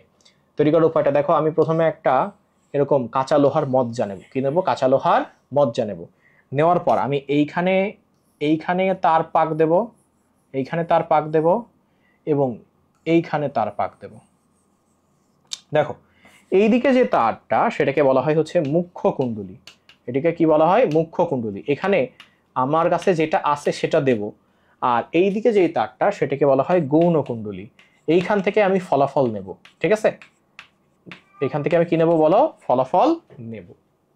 এখন মজার বিষয় দেখো, সূত্র আমি দেখাচ্ছি। কিভাবে আমি বুঝবো যে এইটা স্টেপ আপ নাকি স্টেপ ডাউন, কিভাবে আমি বুঝবো? সহজ ভাষায় বলি, দেখো এই মুখ্য কুণ্ডলীকে বলা হয় প্রিন্সিপাল কুণ্ডলী, গৌণ কুণ্ডলীকে বলা হয় হচ্ছে সেকেন্ডারি কুণ্ডলী। তো এই গৌণ কুণ্ডলীর যে পাক সংখ্যা সেটাকে বলে এনপি, আর সেকেন্ডারি কুণ্ডলীর পাক সংখ্যাকে বলে এনএস। যদি এমন হয় এনপি এর সংখ্যা এনএস এর থেকে বেশি, কি বললাম, যদি হয় এনপি এর সংখ্যা এনএস এর থেকে বেশি, তাহলে বুঝবা যে এই জায়গায় পাক সংখ্যা বেশি মানে ভোল্ট বেশি। এই জায়গায় পাক সংখ্যা বেশি মানে কি বলো, যদি এই জায়গায় পাক সংখ্যা বেশি হয় তাহলে বুঝবা কি বলো, ভোল্ট বেশি, ভিপি গ্রেটার দ্যান ভিএস। আর যখনই ভোল্ট বেশি তার মানে বেশি ভোল্ট থেকে কম ভোল্ট পাচ্ছি, বেশি ভোল্ট ইনপুট দিচ্ছি, কম ভোল্ট আউটপুট পাচ্ছি। কম ভোল্ট আউটপুট পাওয়া মানে কি, সেটা কি স্টেপ আপ না স্টেপ ডাউন? Step down. তাহলে আমি বলতে পারবো এই ঘটনা মানে হচ্ছে স্টেপ ডাউন। এবং তার সাথে মনে রাখবা, যখন এনপি গ্রেটার দ্যান এনএস তখন ভিপি গ্রেটার দ্যান ভিএস, কিন্তু তখন আইপি লেস দ্যান আইএস। তখন কি বলো, আইপি লেস দ্যান আইএস। এই হচ্ছে স্টেপ ডাউন ট্রান্সফরমার। এবার যদি উল্টো হয়, যদি আমি এই দিকে আমার পাক সংখ্যা বাড়াই দিই, অর্থাৎ যদি এরকম হয় যে এনপি এর থেকে এনএস এর আমার হচ্ছে পাক সংখ্যা বেশি, তাহলে এখানে পাক সংখ্যা বেশি মানে কি, এখানে ভোল্ট বেশি, তাহলে এইদিকে আমি কম ভোল্ট দিচ্ছি, বেশি ভোল্ট পাচ্ছি, তার মানে কি step up transformer. Step up transformer মানে কি, তাইলে এক্ষেত্রে আমি দেখবো ভিপি থেকে ভিএস অর্থাৎ সেকেন্ডারি কুণ্ডলিতে আমার তড়িৎ প্রবাহ বেশি, এবং তাহলে আমি সেই হিসেবে কি বলতে পারবো যে এটা হচ্ছে স্টেপ আপ। এবং তড়িৎ প্রবাহ যদি উল্টো, তাহলে আমি তখন আবার দেখবো IP greater than is, IP greater than is, দেখা যাচ্ছে প্রিন্সিপালে তড়িৎ প্রবাহ বেশি, এখানে কি তড়িৎ প্রবাহ কমে গেছে। তাহলে বোঝা গেছে। তাহলে আমি এক কথায় কি মনে রাখবো, একটা জিনিস দিয়ে মনে রাখা যায়, যেই দিকে ভোল্ট বেশি, একটা জিনিস দিয়ে মনে রাখো যে যেদিকে ভোল্টেজ বাড়বে, যেদিকে ভোল্টেজ বাড়বে, যেদিকে ভোল্টেজ বাড়বে সেদিকে পাক সংখ্যা বেশি, যেদিকে ভোল্টেজ বাড়বে সেদিকে পাক সংখ্যা কি বলো, বেশি। ওকে, তাহলে সেই হিসেবে এখানে যদি একটা সূত্র করা যায়, তাহলে সূত্রটা কি, মুখ্য কুণ্ডলীর সূত্র হবে ইপি, দেখো ইপি সমান হচ্ছে এনপি ডিকিউ বাই ডিটি। এক্ষেত্রে আমি পাবো হচ্ছে ইএস, ইএস সমান হচ্ছে NP NS, NS DQ by DT. এখন যদি এইটা আর এইটার তুমি হচ্ছে অনুপাত করো, তাহলে অনুপাতে তুমি কি পাবা বলো তো, অনুপাতে তুমি পাবা, দেখো এখানে লিখে, ঠিক আছে, অনুপাতে তুমি পাবা হচ্ছে ইপি বাই ইএস সমান হচ্ছে এনপি বাই এনএস, তার সাথে এটাও লিখে দিই, এটা সমান হচ্ছে উল্টো যাবে এইটা শুধু আইএস বাই আইপি। এই ম্যাথ করে করে তোমরা ঝুনা হয়ে গেছো, সুতরাং এটা নিয়ে নতুন করে কিছু ঝামেলার দরকার নাই। ব্যাস, তাহলে এই হচ্ছে আমার সর্বশেষ সূত্র, ইপি বাই ইএস সমান হচ্ছে এনপি বাই এনএস সমান হচ্ছে আইএস বাই আইপি সমান কি আইএস বাই আইপি, এটা উল্টো, এটা উল্টো ট্রান্সফরমারের, এই হচ্ছে সূত্র, ট্রান্সফরমারের কি বলো, এইটাই সূত্র। এই বোঝা গেছে, ট্রান্সফরমারের সূত্র কি বোঝা গেছে বলো, ট্রান্সফরমারের সূত্র বোঝা গেছে।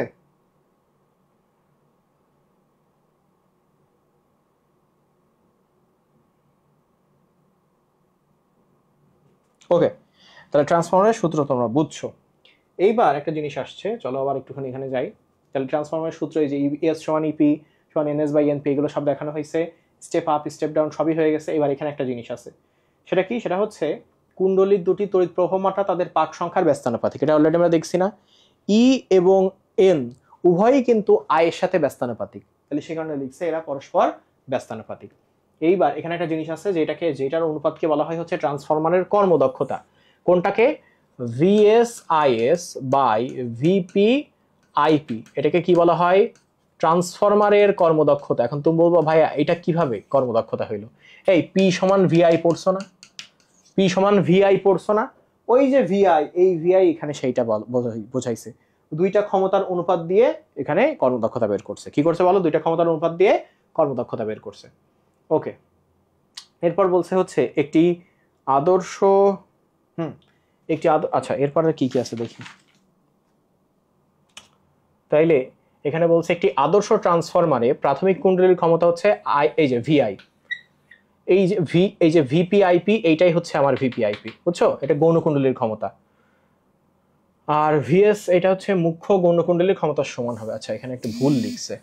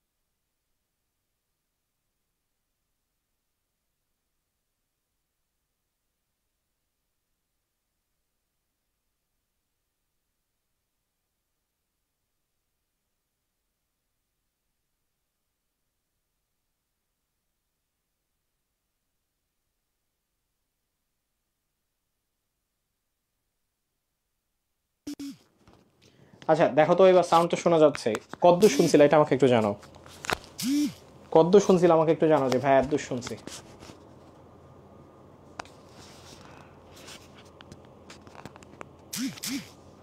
কতদূর শুনছিল আমাকে একটু জানাও ভাই,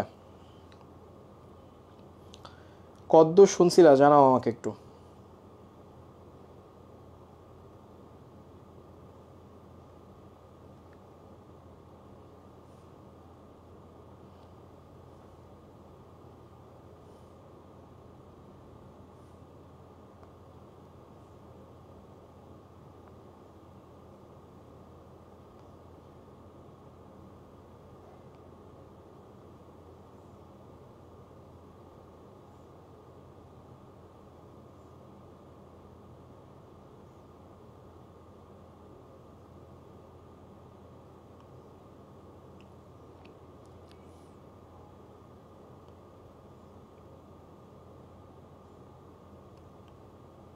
কোন পর্যন্ত একটু বলো,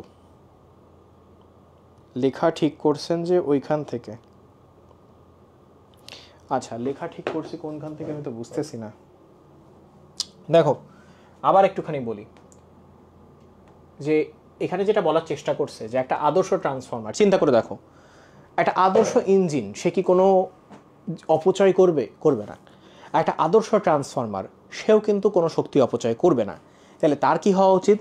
তার এরকম হওয়া উচিত যে এই মুখ্য কুণ্ডলীর মধ্যে তার যে মোট ক্ষমতা বা পাওয়ার, গৌণ কুণ্ডলীতেও তার একই পাওয়ার, শুধু সে ভোল্টেজ এবং হচ্ছে যে তড়িৎ প্রবাহ এই দুইটা চেঞ্জ করতেছে, বাট হওয়ার কথা ছিল কিন্তু কি বলো, দুইটার ক্ষমতা সমান।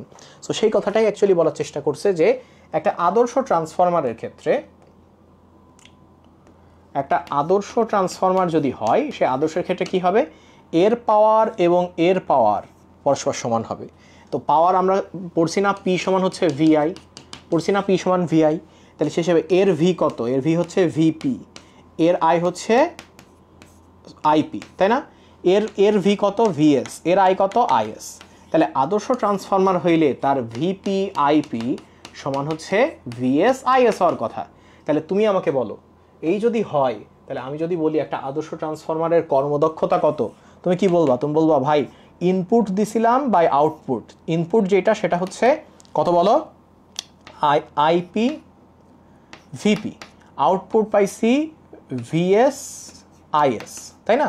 ওই জাস্ট উল্টো করে লিখে ফেলছি এটা। যাই হোক, তাহলে যদি আদর্শ হয় এরা পরস্পর সমান না, তখন আমি কর্মদক্ষতা কত পার্সেন্ট পাবো? 100%। কিন্তু পৃথিবীতে কোনো কিছু কর্মদক্ষতা 100% হয়? হয় না, শক্তির অপচয় হয়ে যায়। দেখা যায় আমি যে পরিমাণ শক্তি দিছি আমি আউটপুটে সেই পরিমাণ শক্তি পাবো না। সেই কারণে বাস্তবে কি হয় বলতো, ওইটা তো আদর্শ ইঞ্জিনের ক্ষেত্রে, বাস্তবে কি হয়, সব সময় VP IP greater than VS IS হয়। কেন এরকম হয়? শক্তি অপচয়ের কারণে। শক্তি অপচয়ের কারণে ট্রান্সফরমার গরম হয়ে যায় না, তাহলে ওই গরম হয় কি করে? শক্তির অপচয় হয়েই তো গরম হয়। তাহলে ওই গরম হওয়ার কারণে VP IP always greater than VS IS হয়। সেখানে কর্মদক্ষতা কখনো কি হয় না বলো, 100% হয় না। কর্মদক্ষতা কি হয় না কখনো, 100% হয় না। ওকে দেখো, তাহলে এইবার এই কথাগুলোই অ্যাকচুয়ালি এখানে বলার চেষ্টা করছে। তারপর এখানে জানা দরকারি কয়েকটা কথা বলছে যে ট্রান্সফরমারের মুখ্য কুণ্ডলীতে প্রযুক্ত তড়িৎচালক বল ও গৌণ কুণ্ডলীতে তড়িৎচালক বলের দশা পার্থক্য হয় 180 ডিগ্রি। তার মানে কি, ধরো তুমি মুখ্য কুণ্ডলীতে দিলা হচ্ছে এই কারেন্ট, দেখো তুমি মুখ্য কুণ্ডলীতে এইরকম একটা এসি কারেন্ট দিলা, গৌণ কুণ্ডলীতে তুমি যে কারেন্ট পাবা সেটা হবে হচ্ছে এইরকম। এই দেখা যায় মুখ্য কুণ্ডলীতে তুমি যদি প্রিন্সিপালে তুমি যদি এরকম দাও, সেকেন্ডারিতে তুমি পাবা এরকম। তাহলে তুমি আমাকে বলো প্রিন্সিপাল এবং সেকেন্ডারিতে যে এসি কারেন্ট পাইছো তাদের মধ্যে দশা পার্থক্য কত ডিগ্রি? নিঃসন্দেহে 180 ডিগ্রি। তো সেটাই বলছে যে তড়িৎচালক বলের মধ্যে দশা পার্থক্য 180 ডিগ্রি। 2 নম্বর কি, ট্রান্সফরমার শুধুমাত্র পরিবর্তী ভোল্টেজে কাজ করে। তার মানে ট্রান্সফরমার শুধুমাত্র কিসে কাজ করে? এসি কারেন্টে কাজ করে। ট্রান্সফরমার শুধুমাত্র কিসে কাজ করে? এসি কারেন্টে কাজ করে। ট্রান্সফরমার শুধুমাত্র কিসে কাজ করে বলো?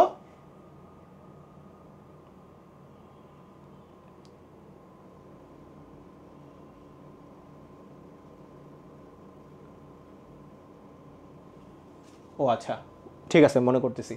তাহলে এই জায়গাতে ট্রান্সফরমার সর্বোচ্চ কিসে কাজ, মানে একমাত্র কিসে কাজ করে? অল্টারনেটিং কারেন্টে কাজ করে। এটা কিন্তু আমার কিসে কাজ করে না বলো?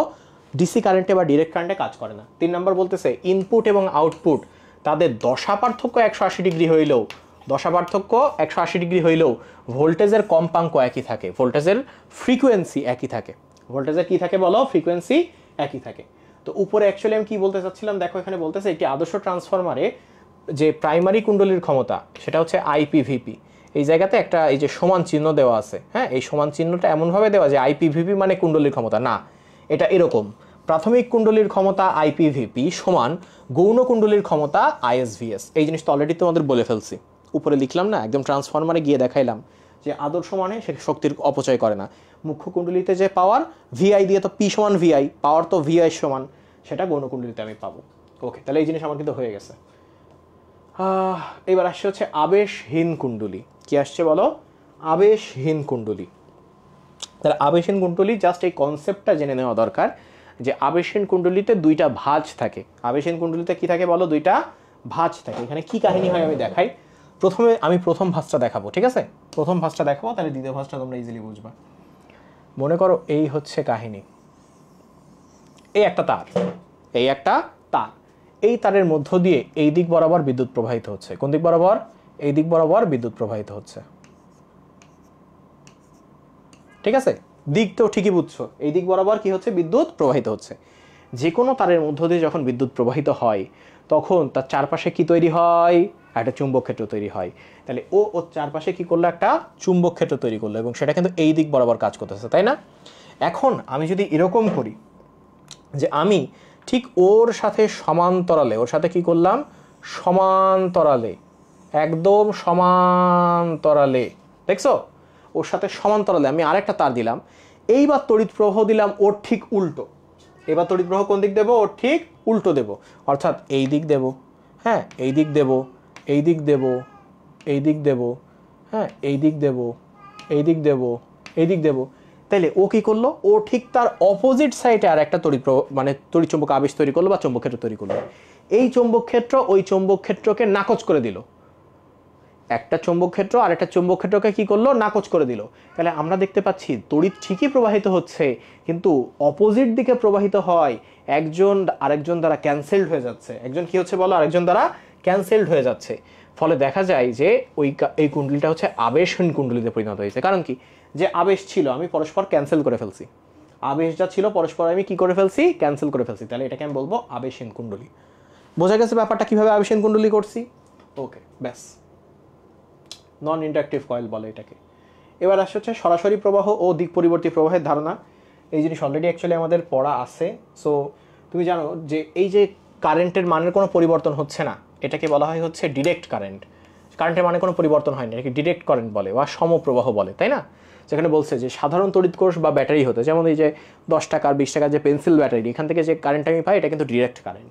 সো যে তড়িৎ প্রবাহ পাওয়া যায় এর অভিমুখ সর্বদা একই থাকে। এর অভিমুখ কি থাকে? সর্বদা একই থাকে। এটাকে বলা হচ্ছে একমুখী প্রবাহ। অভিমুখ সর্বদা একই মানে কি? সর্বদা একই দিকে। অল্টারনেট কারেন্ট কিন্তু প্রতি মুহূর্তে অভিমুখ চেঞ্জ করে, বাট এটা একই দিকে, সেখানে বলছে অভিমুখ সর্বদা একই দিকে হয়, এটাকে সমপ্রবাহ বা ডিসি কারেন্ট বলে, ঠিক আছে? আর যেটা সময়ের সাথে সাথে নিজের দশা চেঞ্জ করে সেটাকে বলা হয় হচ্ছে এসি কারেন্ট। এসি কারেন্ট এবং ডিসি কারেন্টের কাহিনী হচ্ছে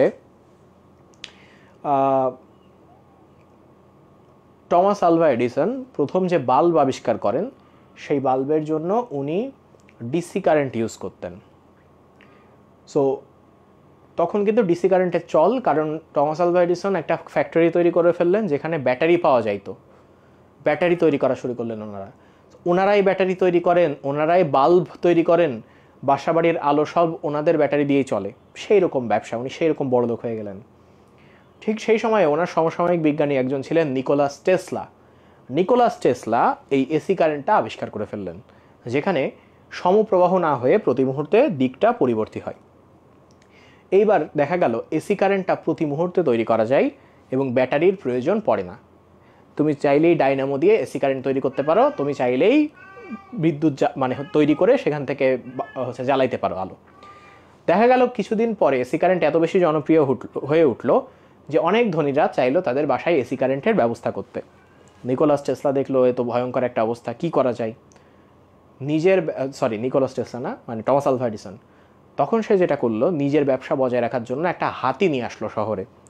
হাতি নিয়ে এসে সেই হাতিকে ক্রেনে ঝুলাইলো তার সুর ধরে, তারপর এসি কারেন্টের শক দিল, হাতিটা সবার সামনে এসি কারেন্টের শকে মারা গেল।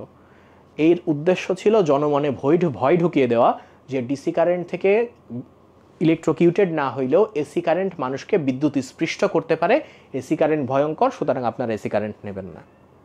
বোঝা গেছে? এই ছিল কাহিনী।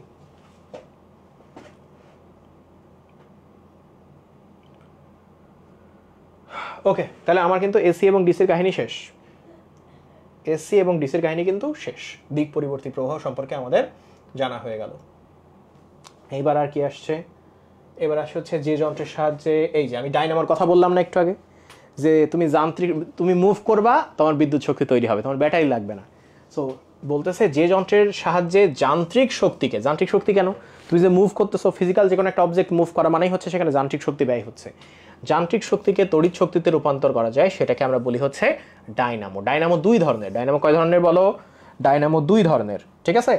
তো এক হচ্ছে, তাহলে চিন্তা করো, কারেন্ট নিয়ে এত কিছু, আর সেই কারেন্ট তোমরা নিয়ে ঘোরো, তোমাদের এত কারেন্ট, আল্লাহ, পড়াশোনায় যদি কারেন্টটা ইউজ করতা।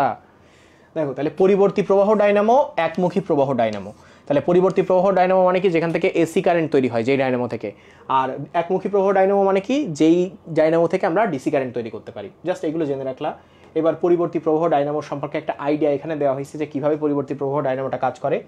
আমার এখানে যেটা লাগবে, পরিবর্তী প্রবাহ ডাইনামোর 4টা অংশ। কয়টা অংশ পরিবর্তী প্রবাহ ডাইনামোর? 4টা অংশ। প্রথম অংশটা হচ্ছে একটা চুম্বক। প্রথম অংশটা কি? একটা চুম্বক। আমি একটু লিখে দিই, হ্যাঁ। পরিবর্তী, এই যে আমরা যদি এসি ডাইনামো তৈরি করি, তার 4টা পার্ট। এক হচ্ছে চুম্বক, এক কি বলো? চুম্বক। 2 নাম্বার যেটা লাগবে সেটা হচ্ছে ঘূর্ণায়মান কুণ্ডলী,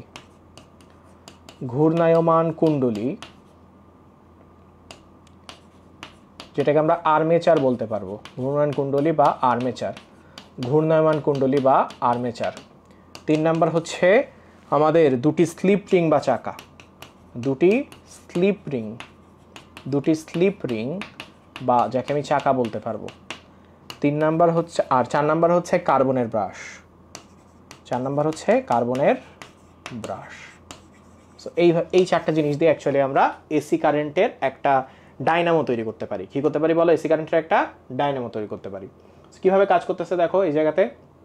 এই যে এন, এটা হচ্ছে সেই চুম্বক, এটা হচ্ছে আমার সেই আর্মেচার, সেটা গিয়ে যুক্ত আমার কার্বন ব্রাশে, হ্যাঁ, মানে দুইটা স্লিপ রিংয়ের সাথে আছে হচ্ছে কার্বন ব্রাশ, এবং তার সাথে একটা বর্তনী যুক্ত করা। ওকে, সো এই জায়গাতে কি হচ্ছে? দিক পরিবর্তী প্রবাহ কিভাবে সৃষ্টি হচ্ছে এখানে দেখো দেওয়া আছে। এই সূত্রটা আমরা গতদিন পড়ছি। ফাই সমান হচ্ছে এন এবি। এন দিয়ে কি বোঝায়? কয় পাক আছে সেটা বোঝায়, আর এবিতে হচ্ছে ফ্লাস্ক সংখ্যা। ফাই সমান কি? ফ্লাস্ক সংখ্যা বাড়ে কখন? যখন পাক সংখ্যা বাড়ে। যত গুণ পাক হবে ফ্লাস্ক সংখ্যা তত গুণ হবে। দেখো, এন এর মান যদি 1 হয়, 2 হইলে, অর্থাৎ 2 পাক হইলে কিন্তু ফ্লাস্ক সংখ্যা দ্বিগুণ হয়ে যাবে। এন যদি 10 পাক হয় তাহলে কিন্তু ফ্লাস্ক সংখ্যা 10 গুণ হয়ে যাবে। তো বলতেছে এখন এই কুণ্ডলিটি যদি টি সময়ে যদি থিটা কোণ ঘোরে এবং এ বি থেকে A1 B1 অবস্থানে যায়, তাহলে সেই ক্ষেত্রে চৌম্বক ক্ষেত্রের অভিলম্ব বরাবর উপাংশ কতটুকু হবে? চৌম্বক ক্ষেত্র কিন্তু এদিক বরাবর আছে, তাহলে ওর অভিলম্ব বরাবর উপাংশ কত হবে? B cos theta. চৌম্বক ক্ষেত্র এই দিক বরাবর আছে, তাহলে এর অভিলম্ব বরাবর উপাংশ কত হবে? বি কস থিটা, যতটুকু ঘুরছে। তাহলে সেই হিসেবে তখন আমরা ফাইয়ের মান বলতে পারি N A B cos theta. ঠিক আছে? এখন এই থিটার মান কি? ওমেগা টি বলা যায়, তাহলে আমি বলতে পারি N A B cos omega T. N A B কি বলো? Cos omega T. ব্যাস, N A B cos omega T. এখন আমি ফাইয়ের মান পেয়ে গেছি, আমার কি বের করতে হবে? মূলত এই জায়গাতে কি পরিমাণ তড়িৎচালক শক্তি আছে। তড়িৎচালক শক্তি ই এর কি সমীকরণ? Minus D phi by DT. কি বলো? Minus D phi by DT. তাহলে সেই সূত্রে বসাই। ই সমান আমি পাইছিলাম minus N D phi by DT, তাহলে এই ক্ষেত্রে আমি মাইনাস এন, হ্যাঁ, মানে আমি ডি বাই ডিটিকে যদি এদিকে নিয়ে আসি, তাহলে কি হচ্ছে? এন, আর ফাইয়ের মান আমি কি পাইলাম? N A B cos omega T. এখন চিন্তা করে দেখো, কজ এর যদি ডিফারেন্সিয়েশন করা হয় কি হয়? সেটা মাইনাস সাইন থিটা হয় না? কজের সাইনের ডিফারেন্সিয়েশন করলে কজ হয়, কজের ডিফারেন্সিয়েশন করলে আবার মাইনাস সাইন থিটা হয়। তাহলে এই মাইনাস ডিফারেন্সিয়েশন করলে যে মাইনাস, সে মাইনাস এখানে এসে মাইনাস প্লাস হয়ে যাবে। ফলে আমি এখানে কি পাবো? এই ওমেগা উপরে চলে এসে হবে N A B omega sine omega T. তাহলে ই সমান কি পাইলাম আমি? N A B omega sine omega T. ঠিক আছে, এই যে এন এ বি ওমেগা এইটাকে পরবর্তীতে আমি ই নট দিয়ে প্রকাশ করতে পারি। কী দিয়ে প্রকাশ করতে পারি? ই নট। ই নট দিয়ে প্রকাশ করলে আমি পাই হচ্ছে ই সমান ই নট সাইন ওমেগা টি। ই সমান ই নট সাইন ওমেগা টি। ঠিক আছে, তাহলে এই যে ই সমান ই নট, ই নটটা কি জানো? দেখো তুমি চিন্তা করে দেখো, এই ওমেগা টি কিন্তু কোণ, যদি ওই ওমেগা টি এর মান 0 হয় তাহলে সাইন 0 ডিগ্রির মান কত? 1 না? ও না, সরি, এই ওমেগা টি এর মান যদি 90 ডিগ্রি হয়, সাইন 90 ডিগ্রির মান কত? 1 না? তখন আমি ই সমান ই নট পাবো না, সর্বোচ্চ পরিমাণ ই পাবো। তো সেই কারণে এই বলা হয় ই নট মানে হচ্ছে সর্বোচ্চ তড়িৎচালক শক্তি। ই নট মানে কি বলো? সর্বোচ্চ তড়িৎচালক শক্তি। সর্বোচ্চ তড়িৎচালক শক্তি, ই নট হচ্ছে সর্বোচ্চ তড়িৎচালক শক্তি। ব্যাস, এই কথাগুলোই দেখো এর মধ্যে দেওয়া আছে। এখন বলতেছে যে এখন কুণ্ডলীটির পর্যায়কাল যদি টি হয় তাহলে ওমেগা সমান 2π/t হবে। এটা সহজ জানা কোশ্চেন। তারপর বলছে সমীকরণ হতে দেখা যায় ই এর মান ওমেগা টি এর উপর নির্ভর করে। হ্যাঁ, ই সমান আমি পাইলাম হচ্ছে ই নট সাইন ওমেগা টি। তার মানে যেহেতু ই এর এখানে আমি ওমেগা টি দেখছি, তার মানে ই এর মান ওমেগা টি এর উপর নির্ভর করে। এটা একটা খুব ইম্পর্টেন্ট এমসিকিউ, এটা খুব ইম্পর্টেন্ট এমসিকিউ। এবার বলতেছে যদি টি এর মান, ওই যে টি সময়, এর মান যদি ক্যাপিটাল T/4 বা ক্যাপিটাল 5/4t হয় তাহলে ই সমান হবে হচ্ছে প্লাস ই নট। কিন্তু এটা যদি 3/4 বা 7/4 হয় তখন ই সমান হবে হচ্ছে মাইনাস ই নট। প্রশ্ন হচ্ছে কেন? প্রশ্ন হচ্ছে কি বলো, কেন? তাহলে এই জিনিসটা একটু জেনে রাখো প্রথমে, যে যদি T/4 বা 5/4t হয় তাহলে সেক্ষেত্রে ই এর মান কি হচ্ছে? ই এর মান হচ্ছে পজিটিভ ই নট। ই এর মান কি হচ্ছে? Positive E not. কিন্তু যদি এরকম হয় যে 3/4t বা 7/4t তখন আমার দেখা যাবে কি বলো, ই এর মান মাইনাস ই নট। ই এর মান কি বলো? Minus E not. তাহলে T/4 5t/4, আর এই ক্ষেত্রে 3/4, আর এটা হচ্ছে আমার 7/4t। কোন ক্ষেত্রে পজিটিভ কোন ক্ষেত্রে নেগেটিভ এটা একটুখানি দেখবা। আর যদি এরকম হয় যে t হাফ বা t, তখন আমার দেখা যাবে ই এর মান কিন্তু 0। t হাফ বা টিতে কি হবে বলো? ই এর মান পুরোপুরি 0 হবে। t হাফ বা টিতে ই এর মান পুরোপুরি 0 হবে। ওকে, তাইলে এই যে আমার T/4 এবং 5t/4, এই হচ্ছে T/4 এবং এই হচ্ছে আমার 5t/4। দেখো উভয় ক্ষেত্রে এইটা কিন্তু আমার এই যে পজিটিভ পার্টের অংশ। কোন পার্টের অংশ? Positive part. এই অংশটা কি আমার পজিটিভ পার্টের মধ্যে পড়ে না? আবার এই অংশটা কি আমার পজিটিভ পার্টের মধ্যে পড়ে না? কিন্তু দেখো 3t/4 এবং 7t/4, 3t/4 এবং 7t/4 উভয়ই কিন্তু নেগেটিভ পার্টের অংশ। এই যে এই পার্টের অংশ, এইটা 3t/4 এই পার্টের অংশ, 7t/4 এই পার্টের অংশ। তাহলে উপরের অংশ পজিটিভ, নিচের অংশ নেগেটিভ না? সেখানে বলা হয়েছে T/4 এবং 5t/4 উভয়ই হচ্ছে ই নট হবে পজিটিভ, আর 3t/4 বা 7t/4 এটা হবে হচ্ছে নেগেটিভ।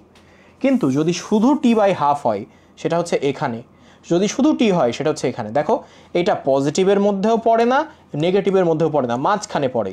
দেখো এটা দুইটার মাঝখানে পড়ে, তাহলে এদের মান হচ্ছে 0। এদের মান কি বলো? 0।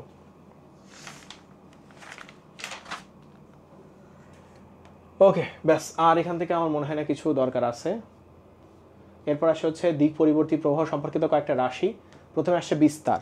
যদ্দূর যাই এ দিয়ে যেটাকে প্রকাশ করা হয় সেটা হচ্ছে বিস্তার।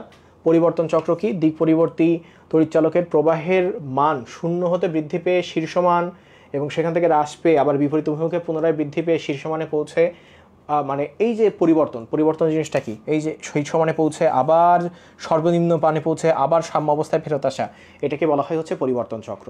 পর্যায়কাল কি? পুরো একটা কমপ্লিট হইতে যে সময় সেটাকে পর্যায়কাল বলে। টি সমান হচ্ছে 2π/ω। কম্পাঙ্ক ফ্রিকোয়েন্সি সমান কি? টি এর অপোজিট হচ্ছে কম্পাঙ্ক, তার মানে ω/2π হচ্ছে কম্পাঙ্ক, বা আমি সেই হিসেবে বলতে পারি ওমেগা সমান হচ্ছে 2πf বা 2πm। তাহলে এই কিন্তু আমাদের অধ্যায়, বুঝছো? অধ্যায় কিন্তু শেষ। আমি যে তোমাদের বলছিলাম 12টায় শেষ হবে, বুঝছো? আমি যে তোমাদের বলছিলাম 12টায় শেষ হবে, শেষ হয়ে গেছে। এখন তুমি যদি আমাকে বলো যে ভাই এই অধ্যায়ের মধ্যে ইম্পর্টেন্ট কী কী, প্রথম যে এই জিনিসটা ইম্পর্টেন্ট সেটা হচ্ছে আমরা যে এককটা পড়ছিলাম হেনরি, সাবেশ গুণাঙ্কের একক হেনরি, ওই সূত্র এবং ওইটা ইম্পর্টেন্ট। ই সমান হচ্ছে মাইনাস d/dt, এই সূত্রটা ইম্পর্টেন্ট। সেখান থেকে আমরা এই যে এইখানে সূত্রটা পড়লাম, এই কোন জায়গায় গেল, এই যে ডায়নামো তৈরির যে সূত্রটা পড়লাম NAB cos ω t, এই জায়গাতে NAB ওমেগা এটা সমান যে ই নট, এবং ওই ই নট দিয়ে যে সর্বোচ্চ পরিমাণ, হ্যাঁ কই গেল, এই যে সর্বোচ্চ তড়িৎচালক শক্তি বোঝায়, এটা ইম্পর্টেন্ট। আর প্রথম দিকে আমার দিকটা ইম্পর্টেন্ট, আমার ওই জায়গাতে লেন্সের সূত্র ইম্পর্টেন্ট, হ্যাঁ। তারপর ফ্যারাডের সূত্র ইম্পর্টেন্ট, ফ্যারাডের সূত্রে কী প্রকাশ করে, লেন্সের সূত্রে কী প্রকাশ করে, লেন্সের সূত্র কেন এটাকে তড়িৎচালক, আবিষ্ট তড়িৎচালকের তৃতীয় সূত্র বলা হয়, আবিষ্ট তড়িৎচালকের তৃতীয় সূত্র, বা এক কথায় বলা যায় শক্তির নিত্যতা সূত্রকে কেন প্রতিনিধিত্ব করে, এইগুলো ইম্পর্টেন্ট। সো এর থেকে বেশি কোশ্চেন আসলে এখান থেকে আসে না। একদম বাস্তব কথা বললাম, এই অধ্যায়টা কাইন্ড অফ একটা ওয়েস্ট, চাইলেই এটাকে 5 অধ্যায়ের সাথে মার্জ করে দিতে পারতো, বাট মার্জ করে নাই দিন শেষে। ঠিক আছে, তাহলে আজকের অধ্যায় খুব অল্প করে শেষ করলাম। 4টা পেজ কি বাকি আছে এরপর? আর আমি দেখি তো একটু, পেজ বাকি থাকার কথা না। আচ্ছা, এখানে কয়েকটা কথা না শেষ তো হয়ে যাওয়ার কথা, দেখি।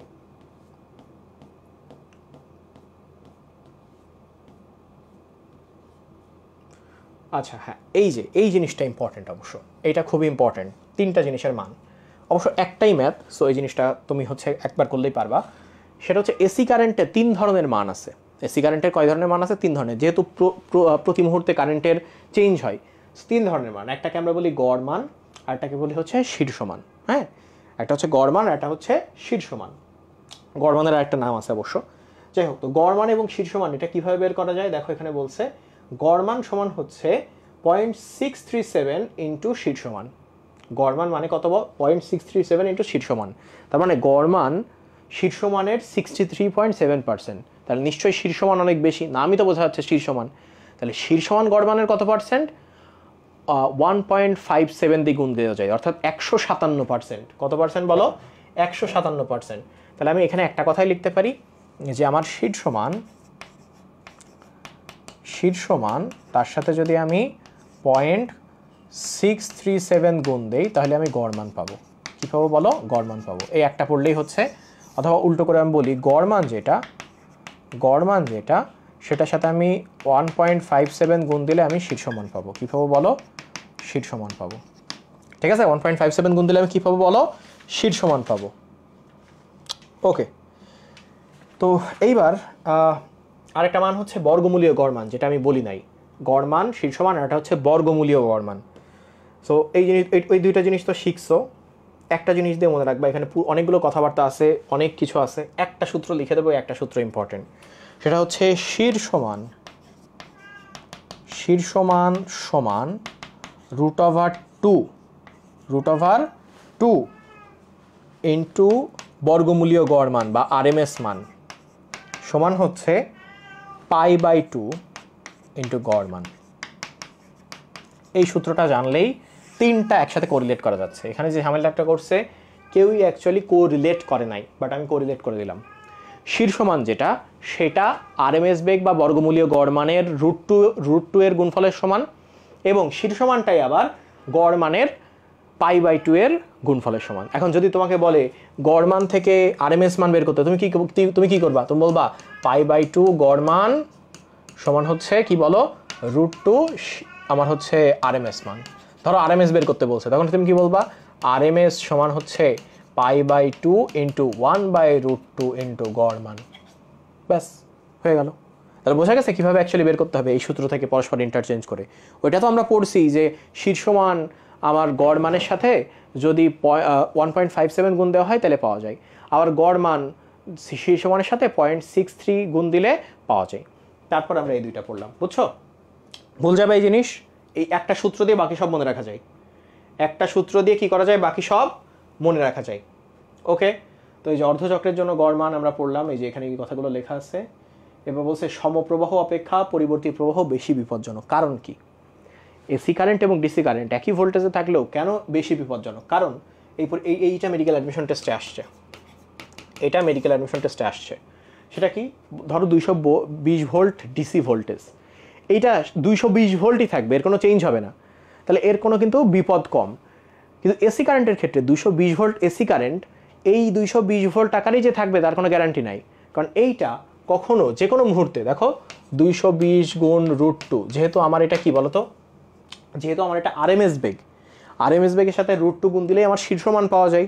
সেই শীর্ষ মানটা আমি বের করে দেখলাম 311 ভোল্ট। অর্থাৎ যে কোনো সময় কেউ যদি 220 ভোল্টের শক পায়, হ্যাঁ, তার মানে হচ্ছে তার যদি ডিসি কারেন্ট দিয়ে শক খায় তাহলে সে 220 ভোল্ট দিয়ে খাইছে, বাট সে যদি এসি কারেন্ট দিয়ে শক খায় তার মানে সে 311 ভোল্ট দিয়ে খাইছে।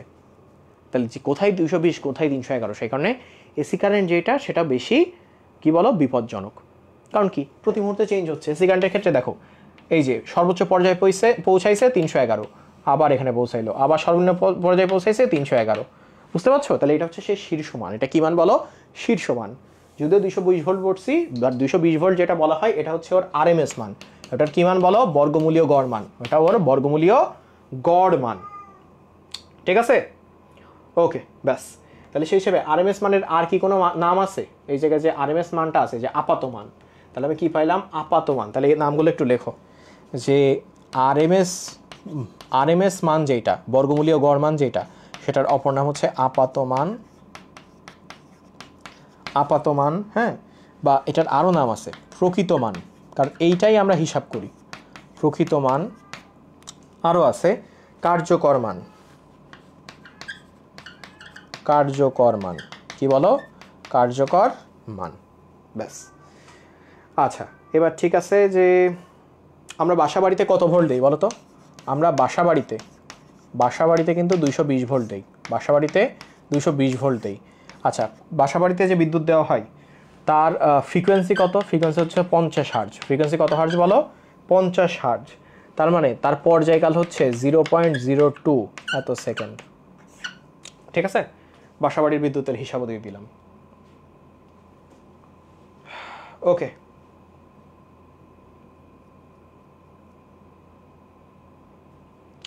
তাহলে আরএমএস বেগের আমি প্রথমে দুইটা মান পড়ছিলাম, গড় মান, শীর্ষ মান। এর পেলাম আপাত মান। আপাত মানের অপর নাম কি? প্রকৃত মান। প্রকৃত মানের অপর নাম কি? আরএমএস মান বা কার্যকর মান। কারণ এইটাই হিসাব করা হয় না, শীর্ষ মান হিসাব করা হয় না, আমার গড় মান হিসাব করা হয়, হিসাব করা হয় আপাত মান। তো এটাই কাজে লাগে, তাই এটাকে বলা হচ্ছে কার্যকর মান। এবার লাস্টে আসছে হচ্ছে আকৃতি গুণাঙ্ক। আকৃতি গুণাঙ্ক জিনিসটা কি? এসি কারেন্ট যেটা বা দিক পরিবর্তিত তড়িৎচালক শক্তির গড় বর্গের বর্গমূলের মান এবং গড় মানের অনুপাতকে, অর্থাৎ আরএমএস মান এবং গড় মান, কি মান বলো? আরএমএস মান এবং গড় মানের অনুপাতকে বলা হয় হচ্ছে আমার কি বলো? আকৃতি গুণাঙ্ক। এখন চিন্তা করে দেখো, একটু আগে আমি লিখছিলাম শীর্ষ মান সমান হচ্ছে √2 ইন্টু আরএমএস মান সমান, আমি লিখছিলাম π/2 ইন্টু গড় মান। লিখছিলাম কিনা? এখন আমি যদি আরএমএস মান বের করতে চাই শীর্ষ মান দিয়ে, কী হবে বলো তো? আরএমএস মানে হচ্ছে 1/√2 শীর্ষ মান। তাহলে আমি লিখলাম ওপরে 1/√2 শীর্ষ মান। এবার যদি আমি গড় মান দিয়ে শীর্ষ মান বের করতে চাই, তাহলে এইটা এইদিকে চলে আসলে কি হবে? 2/π হচ্ছে শীর্ষ মান। তাহলে গড় মান সমান হবে 2/π শীর্ষ মান। তাহলে আমি লিখলাম গড় মান সমান হচ্ছে 2/π শীর্ষ মান। তাহলে এই শীর্ষ কাটা গেল, পাওয়া গেল কি বলো তো? উপরে পাওয়া গেল 2, সরি উপরে 2 না, উপরে পাওয়া গেল পাই, নিচে হইল হচ্ছে 2√2। তাহলে π/2√2 যত, এইটাই হচ্ছে আমার কি এর মান বলো? আকৃতি গুণাঙ্কের মান। তাহলে সেটার মান আমি পাচ্ছি 1.11। কত পাচ্ছি? 1.11। তাহলে এসি কারেন্টের আকৃতি গুণাঙ্কের মান হচ্ছে 1.11। এসি কারেন্টের আকৃতি গুণাঙ্কের মান কত? 1.11। এবার যদি তোমাকে জিজ্ঞাসা করো ডিসি কারেন্টের আকৃতি গুণাঙ্কের মান কত? ডিসি কারেন্টের আকৃতি গুণাঙ্কের মান কত? দেখি কে বলতে পারে, বলো। ডিসি কারেন্টের আকৃতি গুণাঙ্কের মান কত? ডিসি কারেন্টের ক্ষেত্রে দেখো 220 ভোল্ট মানে 220 ভোল্ট, এটাই ওর শীর্ষ মান, এটাই ওর বর্গমূলীয় গড় মান, এটাই ওর আপাত মান, এইটাই হচ্ছে ওর মানে হচ্ছে গড় মান, সব কিছু। তাহলে সেই হিসেবে ওর শীর্ষ মানও যা, চিন্তা করে দেখো, ওর আপাত মানও যা, গড় মানও তা। তাহলে দুইটা সমান জিনিস ভাগ করলে কি হয়? 1 হয়। তাহলে এসি কারেন্টের ক্ষেত্রে আকৃতি গুণাঙ্ক 1.11, ডিসি কারেন্টের ক্ষেত্রে আকৃতি গুণাঙ্ক 1। ডিসি কারেন্টের আকৃতি গুণাঙ্ক কত বলো? 1। ডিসি কারেন্টের আকৃতি গুণাঙ্ক 1। ব্যাস, এই হচ্ছে আমাদের অধ্যায় শেষ। ব্যাস, আমাদের অধ্যায় এখানে শেষ।